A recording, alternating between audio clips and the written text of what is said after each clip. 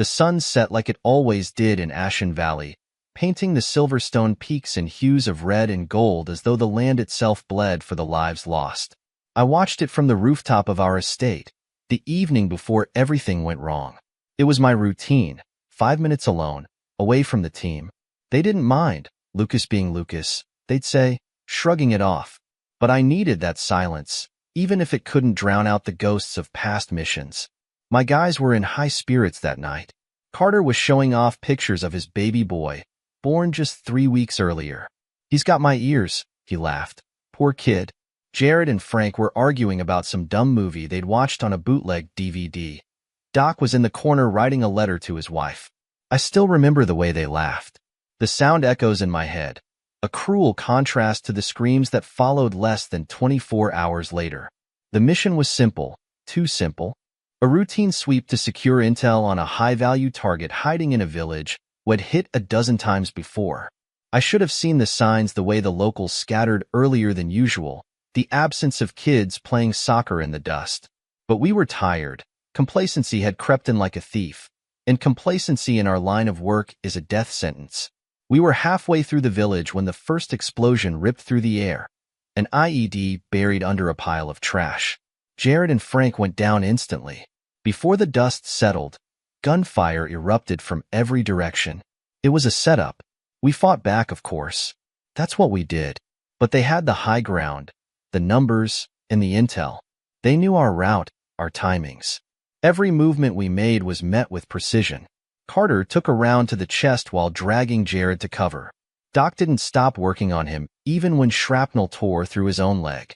He bled out beside Carter, his hands still clutching gauze he never got to use. I don't remember when I got hit. It was all a blur of noise, smoke, and pain. I went down behind a crumbled wall, gripping my side where blood poured out like a faucet. They left me for dead. Recovery wasn't just physical. The wounds on my body healed faster than the scars in my mind. I spent weeks in a sterile hospital bed, replaying every decision, every step, wondering what I could have done differently. Survivor's guilt, they called it. Hell, I didn't need a fancy term to know I was broken. The day I was discharged, I handed in my resignation. The Army tried to keep me. My CO called me into his office, said all the right things. "You're a hero, Nick. You've still got a lot to give." But what did they know? I couldn't face the idea of going back into the field without my brothers. Now I'm back stateside. The world here feels alien. The streets are too quiet, the people too oblivious. I've traded desert fatigues for a pair of jeans and a flannel shirt, the sound of gunfire for the hum of a truck engine. I bought a small place out in the hills, far from the noise of the city. At night, I sit on the porch and stare at the stars, trying to find the ones we saw in Colombia. Sometimes I think I hear their voices, Carter's laugh, Jared's banter, Doc's instructions. But they're just memories, faint and fading. I'm haunted, yeah, but not by ghosts. It's the silence that kills me. A couple of weeks ago, I found an old photo in my pack. The team, all of us grinning like idiots, arms slung around each other, dirt smudged on our faces. I stared at it for hours, trying to make peace with what I couldn't change. I buried that photo in the hills behind my house, planted a tree over it. I don't know why. Maybe I just needed something to grow from all this death. Life goes on, they say, and maybe it does. But for me, it's less about living and more about surviving, one day at a time. Because that's what they'd want. Because it's all I know. I was finally home, but the sadness was following me every step of the way. But one day, it all changed in a single moment. The coffee was terrible, bitter, burnt, but it was hot and it kept my hands busy, so I drank it anyway. The cafe was one of those places with mismatched furniture and overpriced pastries, the kind that made you wonder why you bothered. I came here because it was quiet, the kind of quiet that felt manageable. I sat in the corner, facing the door. Old habits die hard. The world outside moved on without me. People shuffled by, laughing, living. Then they walked in. 3 of them. Something was off right away. You could see it in the way they scanned the room, eyes darting to corners, calculating. They weren't here for coffee. I'd seen men like them before. Predators. They moved with purpose, like a pack closing in on prey. I followed their eyes to the target, a man in his 60s, graying hair, sharp suit, sitting calmly at a table by the window. He wasn't alone. Two guys flanked him. Bodyguards, plain as day. Big, burly, with earpieces tucked under their collars. They were alert, but not enough. The three men didn't hesitate. The first shot shattered the cafe's fragile calm, and suddenly, the world was chaos. The bodyguards moved fast, drawing weapons, but not fast enough. The second shot dropped the guy on the left. Blood sprang across the table. The other one lunged, taking a bullet to the chest as he tried to shield the old man. The second bodyguard's pistol hit the floor, sliding across the tiles toward me. Time slowed. I heard screams, chairs scraping against the floor as people scrambled for cover. The three shooters advanced, pistols raised, aiming for the old man. And there it was, the gun lying just a few feet from my boot. I didn't think. The first shot was instinct. I picked up the pistol and fired. The recoil familiar, grounding. The round hit the lead shooter in the chest. He dropped like a sack of bricks, his gun clattering onto the floor. The second guy turned, eyes wide with surprise. He hesitated just long enough for me to put a bullet between his ribs. The third one was smarter. He dove behind a table, using it as cover while he fired blindly in my direction. Splinters flew as the cheap wood exploded near my head. I dropped low, moving around the counter. My heart pounded, the adrenaline sharp and cold, but my hands were steady. It was just like before. Muscle memory took over. I popped up from behind the counter and fired twice. The first shot missed, punching a hole in the wall behind him. The second hit his shoulder, spinning him sideways. His gun slipped from his hand as he crumpled to the floor, screaming. Silence. The smell of gunpowder hung in the air, acrid and heavy. I stood there, the pistol still raised, finger on the trigger, until I realized there was no one left to shoot. The old man was alive, untouched. He stared at me, his face unreadable, while his remaining bodyguard bled out on the floor. People started creeping out from under tables, their eyes wide with fear and gratitude. Someone whispered, "He saved us." I didn't feel like a hero.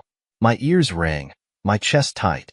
The pistol felt heavier than it should have, like the weight of all the lives I'd taken before had returned in that moment. The old man finally spoke. His voice was calm, measured. "You have good aim." I didn't answer. He stood, straightening his jacket as if he hadn't just survived an assassination attempt. "You know who I am?" "No," I said, my voice hoarse. "Good," he said, nodding. "But I know who you are, and I owe you my life." I didn't want his gratitude. I didn't want anything. All I wanted was to leave, to disappear back into the shadows where I belonged. But something told me that wasn't going to happen. When the police arrived, I was still there. The pistol on the table in front of me, my hands resting beside it.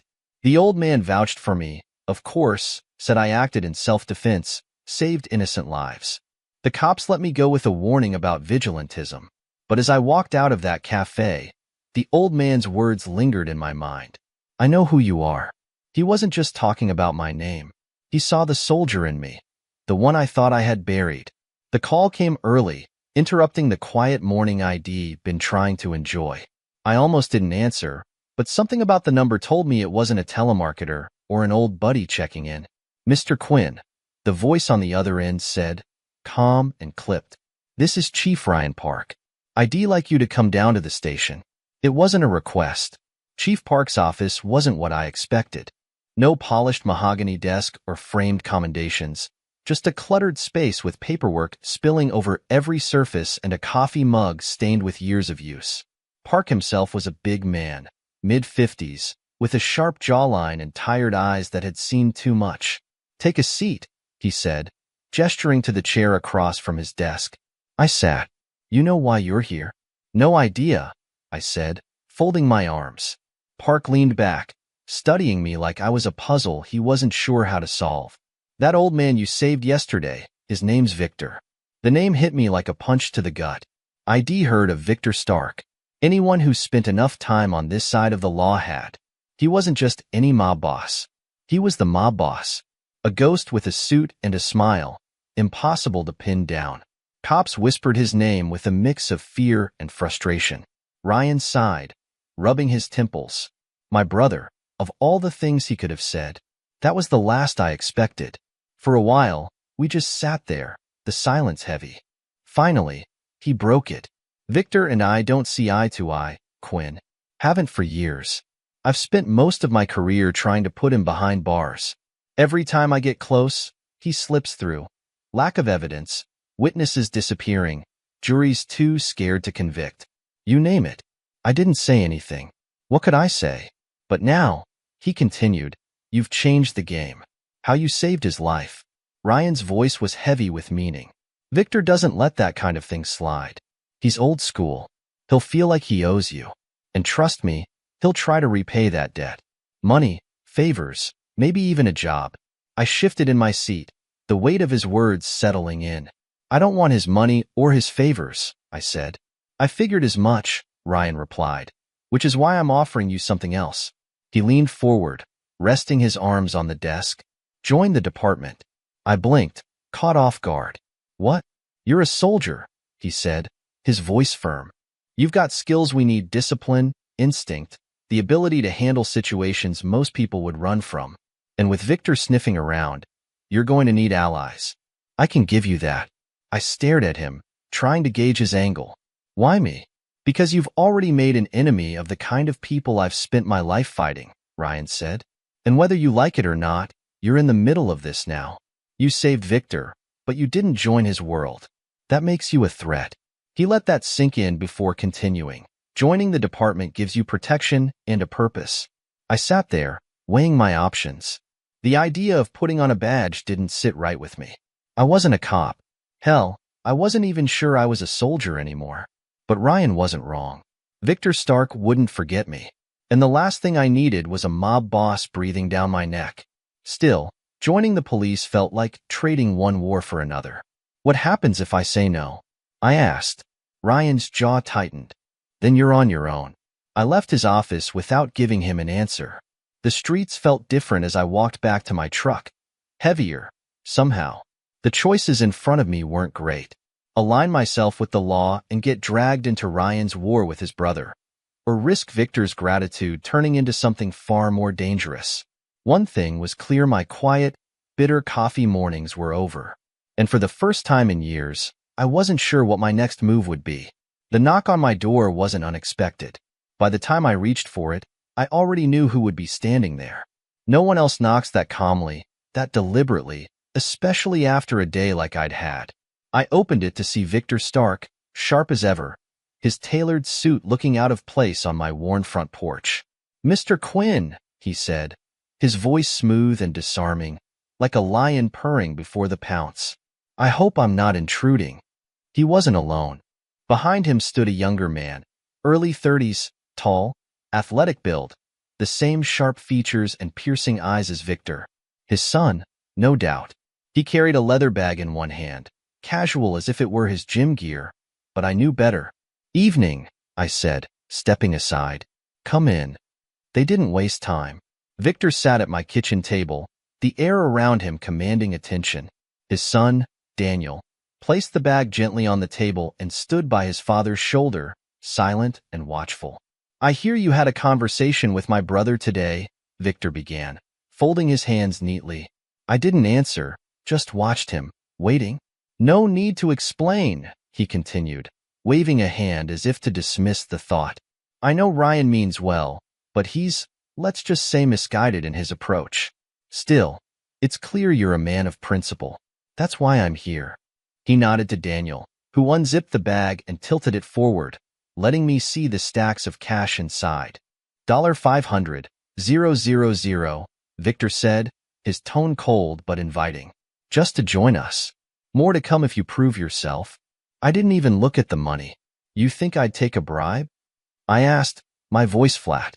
"No, Mr. Quinn," Victor said, leaning back, an almost amused look on his face. "An opportunity. You've seen how this world works. Men like my brother wear badges, but their hands are just as dirty as anyone's. I offer something different. Power, freedom, and loyalty. Real loyalty." I shook my head. "Not interested." Daniel finally spoke, his voice quieter than I expected, but firm. You should think about it, Nick. It's not just about the money. It's about family. Respect. Family? I repeated the word, tasting the bitterness in my mouth. Victor smiled, a slow, knowing smile. You've been through hell, Mr. Quinn. I respect that. And I respect your decision, whatever it may be. But I'd be remiss if I didn't make this offer. I stood, leaning on the back of my chair, my gaze steady. I'm joining the department, I said firmly. Ryan might not be perfect, but at least he's fighting to do the right thing. I won't be your soldier. For a moment, the room was quiet. Then Victor stood, smoothing his jacket with a practiced motion. You're a brave man, Nick, he said, his tone almost admiring. I knew that the moment I saw you handle those men, and I respect bravery above all else. He extended a hand, and after a moment, I took it. His grip was strong, unyielding. If you ever change your mind, he said, his voice low, you know where to find me. And if you ever need help, real help, don't hesitate to call. I'll be there. Daniel stepped forward next. His handshake was warmer than his father's. You made your choice, he said, a small smile tugging at the corner of his mouth. I respect that. You've got the heart of a brother, even if we're on different sides. Don't be a stranger, Nick. He turned to the bag of money, zipping it shut without a trace of disappointment. It was all a game to them, an offer made and refused with no hard feelings, or at least none they showed. As they left, Victor paused in the doorway, glancing back over his shoulder. Take care of yourself, Mr. Quinn, he said, his gaze steady. This world needs men like you, no matter which side you're on. The door closed behind them, leaving me alone in the quiet again. I stood there for a while, staring at the spot where the bag of cash had been. $500,000 could have changed a lot, bought me time, comfort, maybe even peace, but it wouldn't have bought my soul. Victor and Daniel meant what they said, I could tell, but loyalty to them came with a price I wasn't willing to pay. I had drawn my line in the sand, and I had no illusions about how hard it would be to keep it. Still, as I poured myself a glass of whiskey and sat back at the table, one thought kept running through my mind: the war wasn't over. It had just changed fronts. Life on the force wasn't what I expected. I traded my fatigues for a badge, and while the rhythm was different, the stakes were the same. Every day was a new challenge, and every call was a gamble. But I wasn't in it for the adrenaline anymore. I was in it to find purpose, maybe even redemption. That's how I ended up at the scene of an accident one rainy evening. The call came in as I was finishing a shift. A car had veered off the road, skidded down an embankment, and slammed into a tree. By the time I got there, the rain was relentless, turning the roadside into a muddy mess. The car was crumpled, the hood folded in on itself like an accordion. Inside was a woman, unconscious but breathing, her face streaked with blood from a gash on her forehead. Ma'am, I'm Officer Quinn, I said, trying to keep my voice steady as I worked to free her from the wreckage. I'm getting you out of here. She stirred slightly, groaning. Her eyes fluttered open. Even in that moment, her beauty struck me. Soft features, long dark hair, and a strength in her expression that belied her current state. The paramedics arrived just as I managed to get her out. They whisked her to the hospital, and I followed behind, making sure she was stable and her paperwork was in order. It wasn't protocol, but something about her stayed with me. When I finally saw her awake in the hospital bed, bandaged but alert, she gave me a weak smile. Thanks for saving me, she said, her voice soft but steady. Just doing my job, I replied. Some job, she said with a small laugh. I'm Lily. Lily Stevens. Nice to meet you, Lily, I said, feeling a pull I hadn't felt in years. A few days later, when she was discharged, I stopped by to check on her. She was grateful, surprised I'd gone out of my way. We talked for a while, and before I knew it, the words slipped out. Would you like to grab coffee sometime? She hesitated for a moment, then smiled. I'd like that. One day turned into 2, then 3. Weeks passed in a blur of late-night conversations, shared meals, and the kind of laughter I hadn't realized I'd been missing. Lily had a way of making everything feel lighter, easier, like the world wasn't such a dark place after all. She moved in a few months later. It wasn't something I planned. It just happened naturally, like everything else with her. My quiet house, once filled only with echoes and the weight of memories, suddenly felt alive. We'd sit on the couch at night, her head on my shoulder, talking about everything and nothing. She asked me about my time in the army, about the scars I carried, both the ones you could see and the ones you couldn't. I didn't tell her everything, not yet. But for the first time in a long time, I wanted to. Nathan Park never called me into his office unless it was serious. So when I heard my name crackle over the precinct's intercom that afternoon, I felt a knot tighten in my gut. I knocked twice before stepping inside. Nathan was behind his desk, arms crossed, his expression a mix of curiosity and something harder to pin down. "Close the door, Quinn," he said, his voice steady but firm.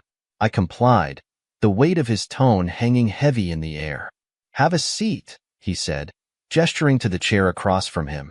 "Saturday, you're doing good work here, Quinn," Nathan began, leaning back slightly, his eyes studying me. "I trust you. That's why I need to ask you something off the record." I tilted my head, but nodded. "Go ahead. Why are you living with Lily Stevens?" The question caught me off guard. My first instinct was to defend her, but something about his tone made me pause. "Because I love her," I said simply, keeping my gaze steady. Nathan sighed, rubbing his temples. "That's not what I meant. Do you know who she is?" I frowned, confused. "What are you getting at?" "Lily Stevens," he said slowly, as if weighing each word, "is Lily Stark, Victor Stark's daughter." For a moment, the room seemed to tilt. I felt like I'd been hit by one of those grenades I used to dodge overseas. Blown back, but still standing. "That's not possible," I said, my voice low.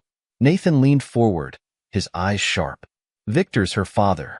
She uses her mother's last name, probably to distance herself, but make no mistake, Quinn, she's one of them." I left his office in a daze, Nathan's words echoing in my head. By the time I got home that evening, my mind was racing with questions. Lily was in the kitchen, humming softly as she prepared dinner. She turned and smiled when she saw me. "Hey," she said, walking over to kiss me, but I stepped back. The smile faded from her face. "What's wrong?" she asked. "Why didn't you tell me?" I asked, my voice harsher than I intended. "Why didn't you tell me who your father is?" Her face paled, and for a moment, she looked like a deer caught in headlights. Then her shoulders sagged and she nodded slowly, as if she'd been expecting this moment. "I was going to tell you," she said softly, "but I didn't know how. And then things got so serious between us, and I was scared it would change everything." "You lied to me, Lily," I said, the betrayal cutting deeper than I wanted to admit. "I trusted you." "I didn't lie," she countered, her voice trembling but firm. "I just didn't tell you because it doesn't matter. Butch, I'm not part of that life. I left when I was 18, and I haven't looked back since." She sat down at the table, her hands clasped tightly together. "Do you know what it was like growing up in that house? Watching my father manipulate everyone around him, seeing my brother idolize him like he was some kind of king? I hated it. I hated him. And the moment I was old enough, I left." Her voice cracked, and I saw the pain in her eyes. "I've spent every day trying to be my own person, to leave that name behind. That's why I use my mom's name. Because Victor Stark doesn't define me." I sat down across from her, my anger softening into something closer to understanding. "Why didn't you tell me earlier?" "Because I didn't want you to look at me like you are now," she said, tears brimming in her eyes. "Like I'm some kind of stranger. I'm not him, Butch. I never will be." The silence between us was heavy, but finally, I reached across the table and took her hands in mine. "I believe you, Lily, but you should have trusted me enough to tell me the truth." "I know," she whispered. "I'm sorry." Over the next few months, we rebuilt the trust that had been shaken. Lily proved time and again that she was nothing like her father, and I realized that whatever baggage she carried wasn't her fault. She was stronger than she gave herself credit for, and loving her was the easiest thing I'd ever done. 6 months later, we stood in front of a small gathering of friends and family, Nathan included, as we exchanged vows. When Lily said, "I do," It wasn't just a promise. It was a declaration, a line drawn between her past and the future we were building together. And for the first time in a long time, I felt like I'd found a place where I truly belonged. The first thing you learn on the Force is that chaos doesn't wait for you to catch up. It hits hard and fast, and it doesn't care if you're ready. I wasn't the kind of guy to hesitate. Maybe it was my time in the Special Forces, or maybe it was just who I was. Either way, when things got violent, I was the one they called. Every operation brought back flashes of my time overseas. The tension in the air, the way time seemed to slow down just before everything exploded into motion. But now, instead of enemy combatants, it was armed robbers, gang members, or desperate people with nothing to lose. And instead of my brothers in arms, it was my fellow officers relying on me to keep them safe. One night, we got a call about a hostage situation at a local convenience store. A guy strung out on something had a clerk and 2 customers at gunpoint. When we arrived, the street was already swarming with squad cars and panicked bystanders. "Quinn, you're up," Sergeant Daniels said, nodding toward the building. I grabbed a ballistic shield and my sidearm, my mind already mapping out the angles, the exits, the potential threats. As I approached the store, I could hear the guy shouting, his voice a mix of anger and fear. Through the glass door, I saw him pacing, waving the gun around like it was an extension of his arm. "Hey!" I called out, my voice steady and loud. "I'm Officer Quinn. Let's talk." His eyes locked on me, wild and erratic. "Stay back," he screamed, the gun trembling in his hand. "I'm not coming any closer." I kept my tone calm. "We can figure this out together." "All right." Minutes stretched into what felt like hours as I talked him down. I kept my movements slow, my words deliberate, chipping away at his defenses until finally, he lowered the gun. As the hostages ran out, I moved in, securing the weapon and taking him into custody. Another crisis averted. Another life saved. Not every situation ended so cleanly. Sometimes, violence was the only language a perpetrator understood, and I had to speak it fluently. One day, we were called to a domestic disturbance. A man with a history of violence had barricaded himself in his house with his wife and kids. When negotiations failed, we breached the door. He came at us with a knife, wildly and ready to kill. I was the first one through, and in the split second he lunged, I reacted, disarming him and subduing him before anyone got hurt. The adrenaline hit me like a freight train, but when I looked at the terrified faces of his family, I knew it was worth it. Word spread quickly about how I handled myself in the field. Officers started looking to me whenever things went sideways, trusting me to be the calm in the storm. It wasn't something I sought out, but I couldn't ignore the responsibility either. Civilians, too, began recognizing me. Whether it was a woman thanking me for saving her son or a store owner shaking my hand after I stopped a robbery, their gratitude reminded me why I'd chosen this path. There were nights, though, when the weight of it all felt like too much.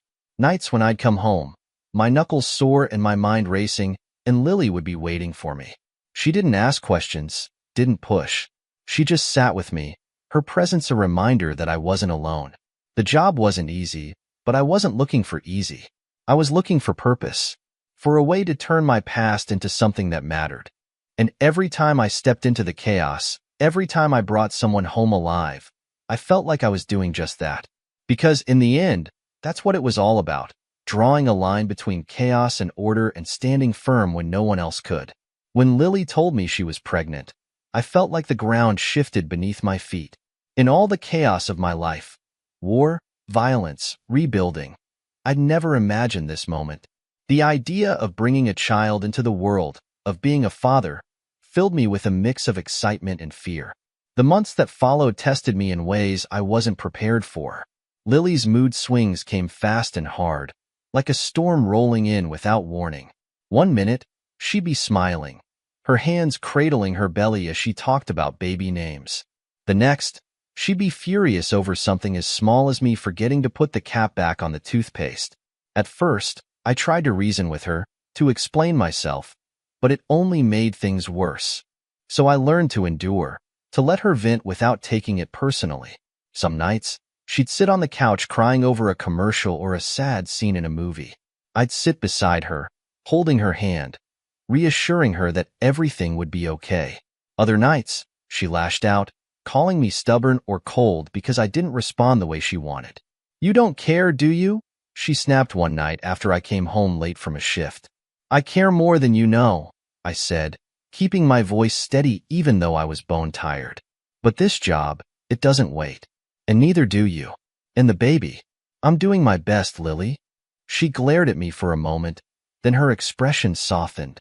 "I know," she said quietly, tears pooling in her eyes. I feel like I'm losing my mind."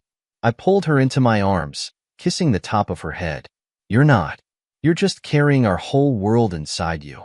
As the months wore on, I became a master of juggling. I handled violent calls and dangerous situations at work, then came home to help Lily with everything she needed: doctor's appointments, late-night cravings, building a crib. Every moment felt like a balancing act, but I didn't mind.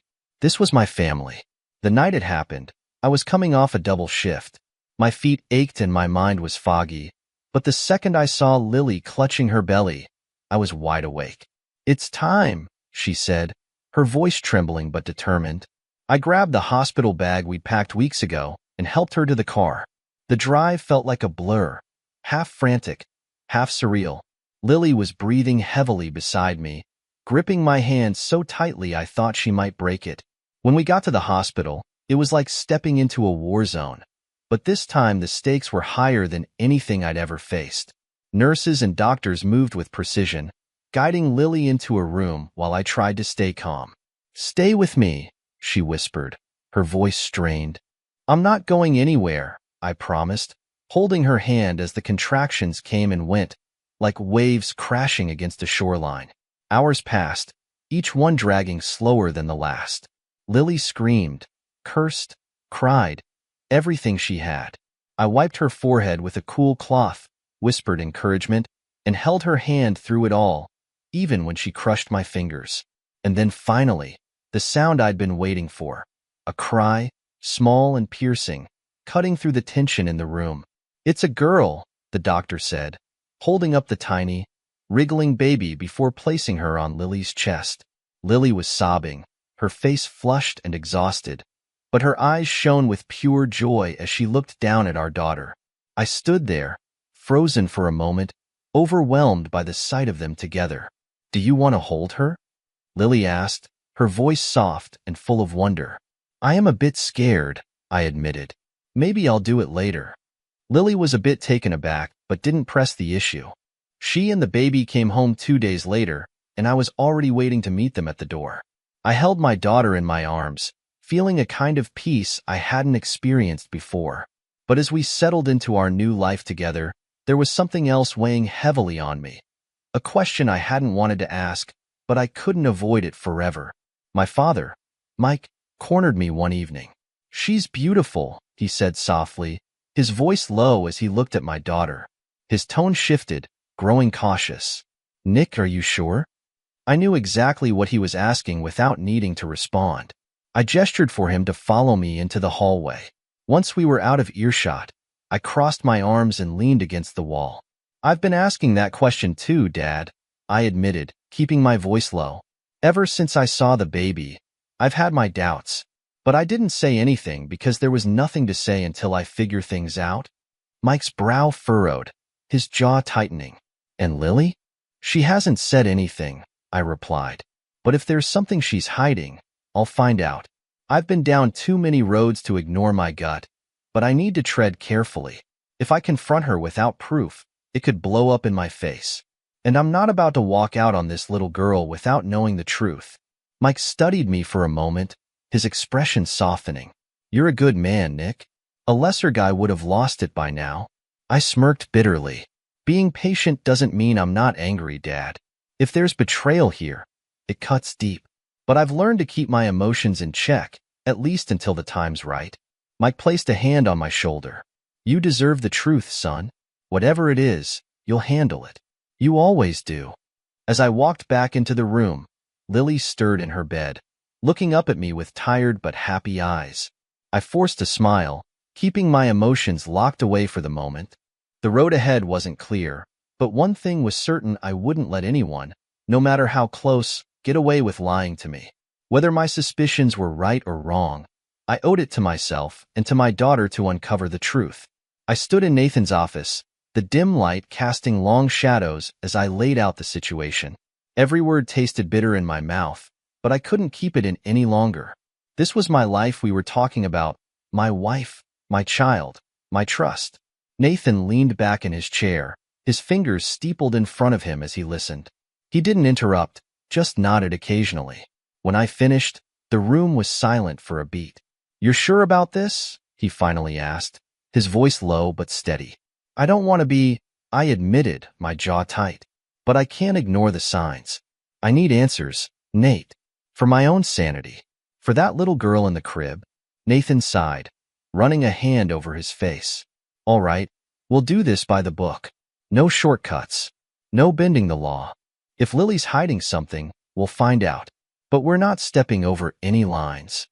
"Agreed," I said without hesitation. Within an hour, Nathan had pulled together a team. Selena Diaz, a tough-as-nails former Marine turned detective, was the first to arrive.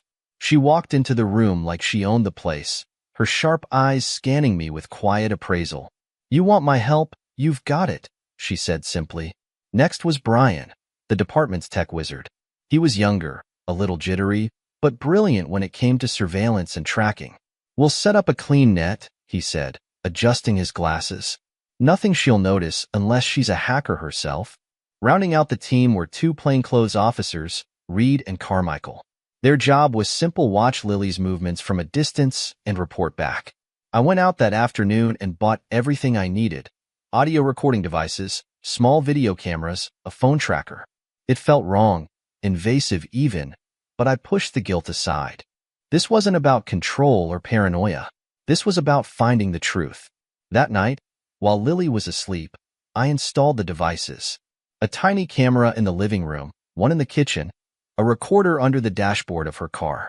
I added a tracker to her phone, making sure it would send real-time updates to Brian's secure server.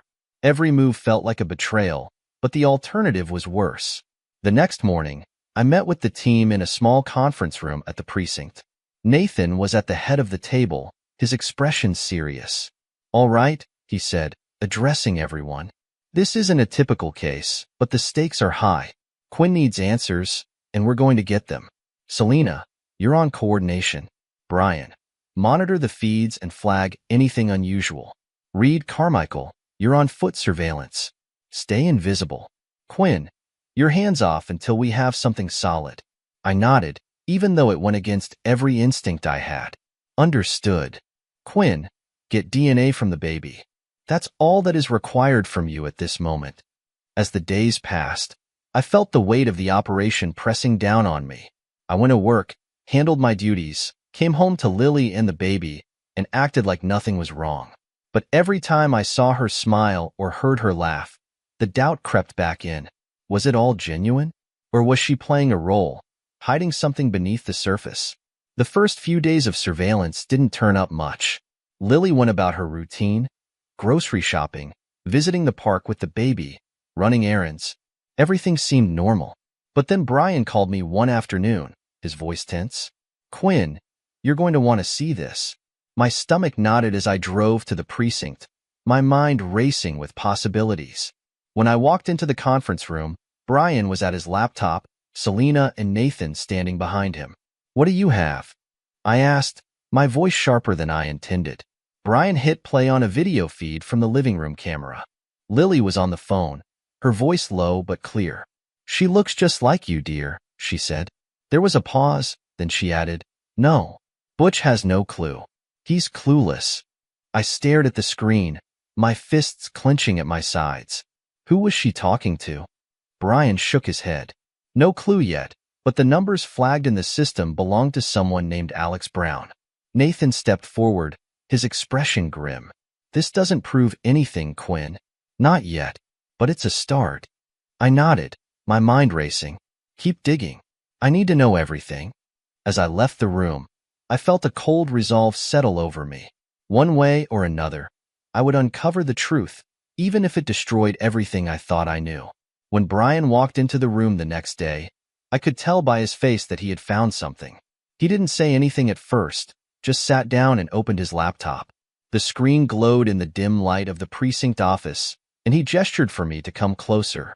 "Make this quick," he said, his voice heavy. "You're not going to like it."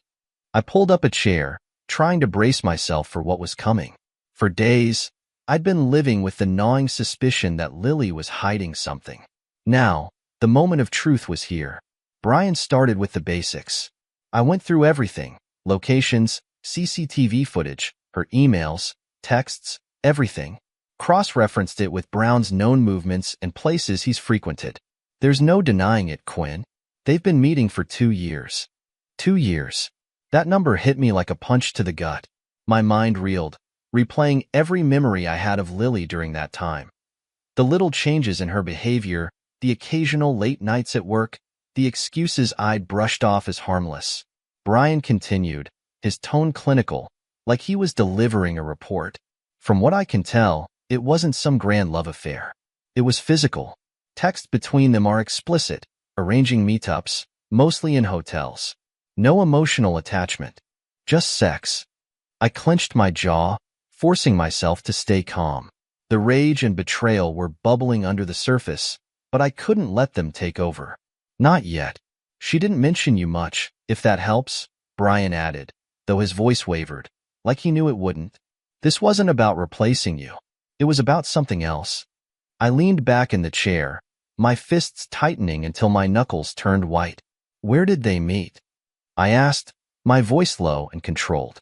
Brian clicked through a few tabs, pulling up maps and footage. "Hotels, mostly. A few times at his apartment, but she was careful. Always during work hours, always out of town." I stared at the screen, watching grainy footage of Lily walking into a hotel lobby. Her face was calm, composed, like she had nothing to hide. Brian handed me the recording with a look that said he wished he didn't have to. He didn't say much, just pushed the USB drive across the desk and muttered, "You're going to want to sit down for this." I'd taken it home, locked myself in the truck, parked in the driveway, and plugged it into the small player I kept for work purposes. My heart was pounding, my fingers twitching as I hit play. The audio started with static, and then her voice, Lily's voice. I could have picked it out of a crowd in a heartbeat. "He's completely in the dark," she said, laughing lightly. The sound was sharp, cutting deeper than I thought laughter ever could. Then came the man's voice, Alex. Deep, smug, casual. "You sure he doesn't suspect anything? I mean, he's a cop, not an idiot." Lily laughed again, and I gripped the steering wheel so hard I thought it might snap. "No, he's not. But he's trusting. Too trusting. He wants to believe in me, and I let him." My stomach twisted. Alex chuckled. "You're good at that. Always have been." There was a pause, the faint sound of glasses clinking. I imagined them sitting together, comfortable, like nothing they were saying was devastating someone else's life. "Do you ever feel bad about it?" Alex asked, almost teasing. "About what?" she replied. "Making him think the kid is his. Watching him fuss over you. Doting like some lovesick puppy." Lily's voice dropped to a whisper, but it still felt like a scream in my ears. "Not really. I mean, yeah, he's sweet, but it's just easier this way. He's stable. He's safe." Safe. The word echoed in my head like a gunshot. Alex laughed again. "Safe? Sure. And he's going to raise our kid too." Talk about the ultimate win on the stupid cuck. I couldn't take it anymore. I stopped the video, my vision blurry from the rage and betrayal that flooded through me. "I wouldn't call it a win," Lily said, though her tone was light. "It's just practical. You don't want to be tied down, and I don't want to deal with his temper. This way, everybody's happy." "Everybody?" Alex asked, mockingly. She hesitated, then laughed. "Okay, maybe not everybody, but it works, doesn't it?" Alex let out a long sigh, clearly amused. "There's something else, Lily. You've got him wrapped around your finger." The recording ended with more laughter, their voices fading into static. Nathan's office felt like the eye of the storm, calm on the surface, but charged with an unspoken tension. I sat there, fists clenched, jaw tight, every muscle in my body screaming for release. The rest of the team was already there. Selena, Brian, and the two officers who had been tailing Lily. Nathan stood behind his desk, arms crossed, his expression unreadable. Brian spoke first, clearing his throat awkwardly. They're planning to meet tomorrow. Alex will be at your house while you're on patrol, confident you won't be there. The room went silent for a moment, the weight of his words hanging in the air. My blood boiled, my hands shaking as I gripped the edge of my chair. At my house? I managed to say, my voice low and strained. Brian nodded. Lily sent him a text, arranging everything. She thinks it'll be safe. Safe? That damned word again. My teeth ground together, and I felt my pulse hammering in my ears. Nathan stepped in then, his voice steady and firm. Butch, listen to me. His tone cut through the haze of anger clouding my mind. We're not letting this go unchecked. We'll handle this, but we're going to do it smart. No heat-of-the-moment decisions, you hear me? I nodded, though my insides burned with the need to act. I trusted Nathan. If there was anyone who could help me channel this fury into something constructive, it was him. Nathan turned to the rest of the team. We're putting a plan in place. Brian, I need you to monitor everything. Calls, texts, their movements leading up to tomorrow. Selena, coordinate the surveillance. I want eyes on the house before, during, and after Alex shows up. The rest of you, standby positions, ready to move when I give the order. He looked back at me, his gaze unwavering. Butch, I know you want to handle this alone, but you're not alone in this. We're going to make sure they both understand just how big of a mistake they've made. You don't screw a cop's wife and get away safe. I didn't trust myself to speak, so I just nodded again. My rage wasn't going anywhere, but for now, I channeled it into the plan. They thought they could humiliate me in my own house. Tomorrow, they'd learn just how wrong they were. The day arrived, and Alex Brown entered my house. The camera captured Lily welcoming him in, dressed in black lingerie, giving him a kiss. The moment Brian's alert came through, my body tensed like a coiled spring. The time had come. As I pulled up to my house, my heart pounded in my chest, not from fear, but from the pure, controlled rage I'd been holding back since this nightmare began. I entered quietly, pushing the door open with deliberate slowness. Voices and muffled sounds came from the bedroom. My bedroom. The sight that met me when I opened the door was every worst fear I'd ever imagined made real. Lily and Alex having sex on my bed, like they didn't have a care in the world. Something inside me snapped. Before Alex could even react, I was on him. My fists landed with a fury I didn't know I had, the months of betrayal and humiliation pouring out in every strike. He tried to shield himself, but I wasn't giving him the chance. You think you can walk into my house, and do this? I shouted, my voice echoing off the walls. I grabbed him by the collar and slammed him against the dresser. His face, bloody, his expression shifting from smug to terrified.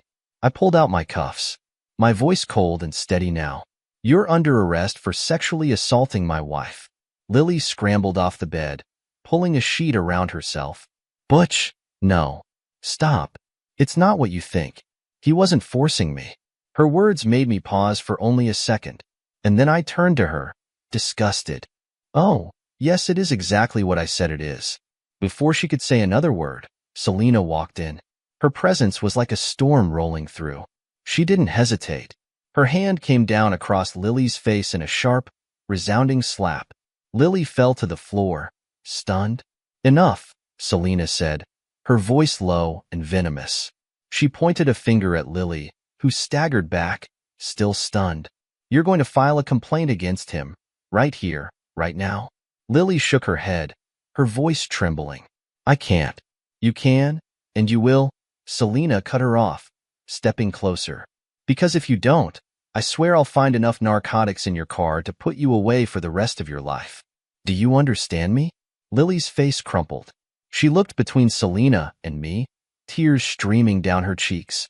I'm sorry, she whispered, her voice barely audible. The house was a blur of chaos when more officers arrived. The sound of sirens faded as the front door opened, and Nathan walked in, calm but commanding as ever. He wasn't alone. Behind him stood a woman I recognized from the photos Brian had shown me earlier, Alex's wife, Becky. Her expression shifted as she took in the scene. Alex, bloodied and cuffed, Lily disheveled and clutching the sheet around her. For a moment, there was silence, thick and heavy, before Becky's face twisted with rage. "You son of a bitch," she screamed, lunging at Alex. No one moved to stop her as she rained blows on him. Her fists landed with all the fury of a woman betrayed. Alex tried to twist away, but the cuffs and his injuries left him defenseless. Then, Becky turned her gaze to Lily. "And you," she spat, advancing on her. "You home-wrecking." Lily barely had time to react before Becky was on her, slapping and clawing. Her screams echoed through the room. Lily tried to shield herself, crying out, but no one stepped in. Not even Selena, who stood with her arms crossed, watching the scene with an expression that was equal parts satisfaction and disdain. When Becky finally stepped back, her chest heaving with exertion, she turned to Alex. "We're done. Do you hear me? Done. I'll be filing for divorce. And if you even think about coming near me or the kids, I swear to God I'll make your life hell." Alex didn't respond. He just hung his head, defeated. Nathan signaled for the officers to take him away, and Alex was dragged out the door, his head still bowed. But I knew it wasn't over. Not really.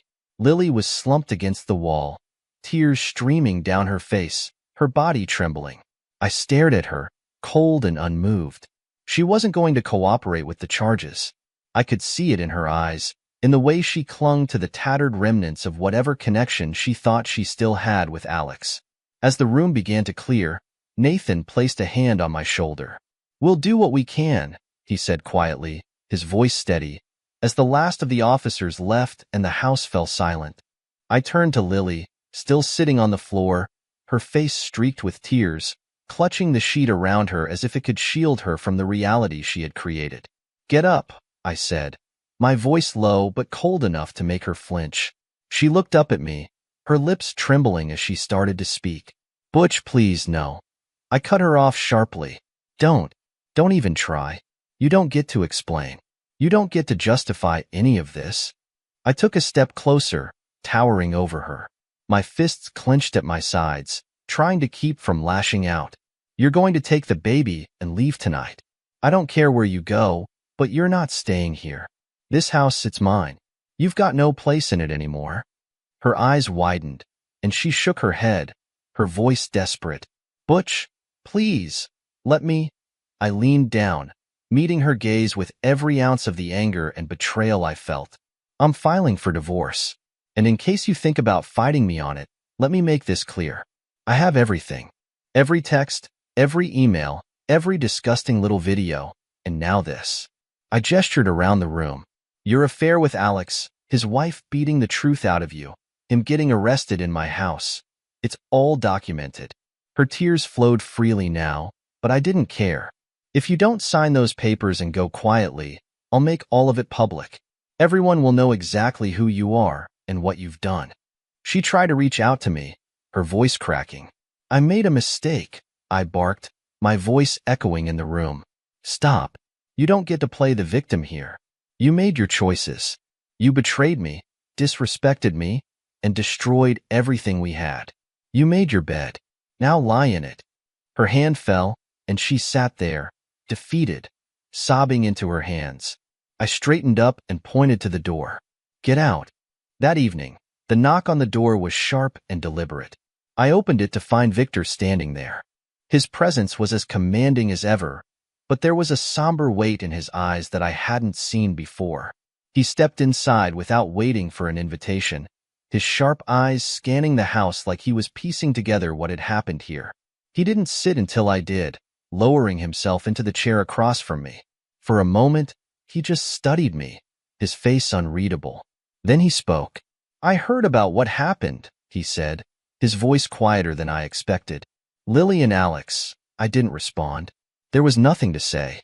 Victor leaned forward, resting his elbows on his knees, his hands clasped together. "I won't make excuses for her. She made her choices, and now she has to live with them. But you should know this. When she left us, it wasn't just because she didn't want to be part of our world anymore. She was thrown out." My jaw tightened, but I stayed silent. She was involved with Alex even back then, Victor continued, his tone harder now. We found out. I told her to end it. She refused. And I told her she was no longer welcome in my family. He paused, his gaze darkening. I didn't kill Alex then because of his kids. I won't kill him now for the same reason. But I'll make sure he doesn't take another breath in this city. He'll leave, and he won't come back. His wife's filed for divorce, and I'll ensure she and those kids are taken care of. Alex will leave her with everything he has, or he'll regret it in ways he can't imagine. Victor stood, then, straightening his suit jacket. He looked down at me, his expression softened slightly, a flicker of regret crossing his face. I raised my daughter well, he said quietly. At least I thought I did. But maybe my sins, my karma, caught up with me through her. He turned and walked toward the door. Before stepping out, he glanced back at me, his eyes steady. If you ever need anything, Butch, you know where to find me. And just like that, he was gone, leaving the weight of his words behind. 2 days passed, and the news came quietly. Alex had been released. I knew it wouldn't last long. Sure enough, by midday, word spread that a black van with tinted windows had picked him up outside the station. After that, he disappeared without a trace. No one heard from him again. That evening, Becky called me. She sounded almost stunned as she told me Alex had already signed the divorce papers and returned them to her. Everything's in my name now, she said, her voice cracking slightly. The house, the accounts, everything. I don't know how, but I know this wasn't just him having a sudden change of heart. I didn't ask questions. I didn't need to. As for Lily and the baby, they were gone. No goodbye. No trace. Nothing. It was as if she had vanished overnight. Part of me expected it, but the silence still felt heavy. I told myself it was better this way, but the weight of everything lingered. I poured myself a drink and sat alone in the quiet of my house, letting the night swallow me whole. Nathan called me into his office, his tone leaving no room for delay. When I walked in, I stopped cold. Victor was sitting there, calm and composed, cradling Lily's baby in his arms. The air felt heavy. Nathan gestured for me to close the door, and I did, though every muscle in my body tensed with suspicion. Lily's missing, Nathan said, his voice steady but grim. Victor's been trying to track her down, but there's no sign of her. Nowhere. I turned to Victor. His face was calm, too calm, and there it was a faint, sinister smile that barely touched his lips. I stepped toward him, locking eyes. Is she alive? I asked, my voice low but firm. Victor didn't flinch. Instead, he stood slowly, adjusting the baby in his arms. Divorce, he said. Sight. Abandonment. It'll be done in a few years. That I can assure you. He moved closer, lifting the baby slightly as he looked down at the child. This time, he said, his tone chilling in its certainty, I will not make any mistake. Without another word, he walked out, leaving the weight of his presence and his unspoken implications lingering behind him. I turned to Nathan, still trying to process everything that had just happened. He leaned back in his chair, rubbing his temples before meeting my gaze. Victor is leaving the city, he said, his tone resigned. He's stepping away from his business. Claims he's done with it for good. I raised an eyebrow, skeptical. Nathan sighed. We both know that someone else will fill the void. There's always someone waiting to take over. The best we can do is keep an eye on whoever steps in and make sure they don't get as smart or as dangerous as Victor. His words hung in the air, heavy with inevitability. I nodded slowly, the weight of this new reality settling in. I'm still in the game. After everything that's happened, Lily, Alex, Victor, and the mess with my personal life, it feels strange, almost like a lifetime ago. But here I am, still on the streets, still wearing the badge, still working the same cases. The only difference is that now, I've got a team. A real team. People I trust with my life. People who have my back when things go south. It's not just a job anymore. It's family. So, Selena, Brian, Nathan, hell, even the new guys, they're not just coworkers. They're the ones who've been through the trenches with me. We've had our fair share of close calls, and I don't mean just the ones with criminals. Sometimes, The hardest battles are the ones that don't get reported. The late nights, the phone calls that wake you up, the times you barely get a meal in before you're back out on the streets. But this team, my team, they make it all bearable. We're not perfect, but we're there for each other when it counts, and that's what makes all the difference. When I first got in, it was all about proving myself, beating the system, showing I had what it took to survive.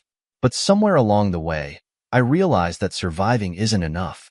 You have to have people who care, who you care about. They call me a leader, but the truth is, I wouldn't be where I am without them. Every time I'm about to snap, one of them is there to pull me back. Every time I get too caught up in the noise, one of them reminds me what it's really about. We're more than just cops. We're a family. And maybe that's the one thing I've finally gotten right. Thanks for watching.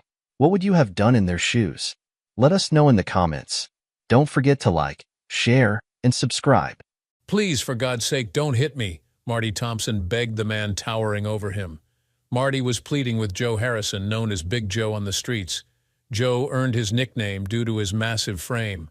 At 6'4" and 260 pounds, he was considered muscular and intimidating. Joe held Marty off the ground with one hand around his neck because his boss, Don Mitchell, had ordered him to collect the money Marty owed. Don was a small-time criminal boss in the north side of Indianapolis, involved in loan sharking, protection, and gambling. He had dreams of getting involved with the bigger crime families in the city but lacked the guts to delve into the drug trade. Don fancied himself a wise guy. "Look, Marty, just give me what you owe and I won't have to hit you," Joe said, shaking Marty like a rag doll. "But I don't have the full amount," Marty complained. "Don will just have to wait. Don's not a patient man. He won't like your answer." Joe set Marty back on the ground and shook his head. He really didn't want to rough up the little guy, but it was his job. After his parents died in a tenement fire, Don had taken in the orphan Joe at age 12 and took care of him. He'd given the boy a place to live, food, and shelter. Joe had started working for Don when he was 14, running betting slips from the neighborhood stores and parlors to Don's office and other things that a young boy could be counted on to do. Joe was now 24 and had been working as an enforcer and collector in Don's organization for over 6 years. Joe sometimes had to get physical with Don's clients, but not often. His size was usually enough to convince the delinquents to pay up. When he did have to actually put hands on people, Joe tried to do little permanent damage. He had several times refused to cut off a man's finger or ear or any number of other gruesome suggestions made by Don. Although not pleased with Joe's refusals to go ballistic on customers, Don had to admit that Joe's collection success rates were the best of the group. "How much you got, Marty?" Joe asked. "I've got 1,500 and can get another 1,500 by next week." There was a small inkling of hope in his voice. "That will pay last week's and this week's interest," Joe stated. "What about the principal? I can get that for another month." "Well, you know the drill," Joe said. "Your interest is $750 a week, and if you don't at least keep that paid, well, you and I will have another discussion, a very unpleasant one. Give me the money." He took the 1,500 from Marty and walked to the door. Just as the little man started to breathe easier, Joe turned back. "I'll be back next Friday for the 1,500 you talked about, but I'll only owe 500 interest by next week," Marty protested. "Consider it a collection fee," Joe replied and almost stomped out of Marty's shop. "Damn, I hate this job," Joe said aloud as he walked to his car. He continued his complaint silently. "People like Marty make the mistake of borrowing money from guys like Don and don't think about the tremendously high interest that Don requires." He snorted a laugh. "Don likes to call it the juice or vig because he thinks it makes him sound like a wise guy. I hate hurting people. Hell, I hate scaring people. Wish Don would let me work in one of his warehouses or his club or even let me leave," he continued to himself. "Don't know where I'd go or what I'd do, but I'd find something." The warehouses and the club were Don's half-hearted attempt to appear legitimate. Said warehouses were actually a profitable enterprise. They accepted, stored, and set up deliveries for any number of goods from many different businesses. The warehouses were also a good way to funnel stolen merchandise. The club, called the Oasis, was what was referred to as a gentleman's club. That meant several young ladies would dance, barely clad and usually topless, for the entertainment of the mostly male clientele. The ladies were also required to get up close and personal with the customers by doing lap dances. A job at the Oasis was one step, sometimes a very small step, from prostitution. Don had taken over a neighborhood bar from a client who couldn't pay his debt. It was either give up the bar or go to the morgue.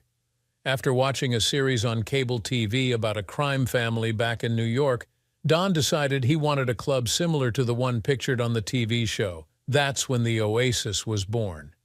Don was thinking about stepping into the world of prostitution and thought the club would be a great place to show the wares, so to speak. Joe walked into the little coffee shop that Don used as an office. He owned both the business and the building that stood on the border of Little Italy. Little Italy was a closely knit enclave on the northeast side of Indianapolis made up of mostly Italian immigrants, their restaurants, and businesses. Don thought it put him closer to the big boys. He didn't stop to think that the family that runs organized crime in Indianapolis was bossed by a German named Heisenberg. Joe said to himself, Don still believes in the old stereotype of Italian mobsters being in charge. Joe laughed as he walked over to the booth in the rear of the shop to face Don. "Here's $1,500 from Marty Thompson," Joe said, and dropped the money on the table in front of his boss. "He'll have another $1,500 next Friday. I told him the extra was a collection fee for me having to come after him." Don picked up the money, counted it, and handed Joe 3 100 bills. "Good job on the extra fee, Joe. When's the schmuck going to have the principal?" Don thought talking like a gangster would help him get in with the big boys.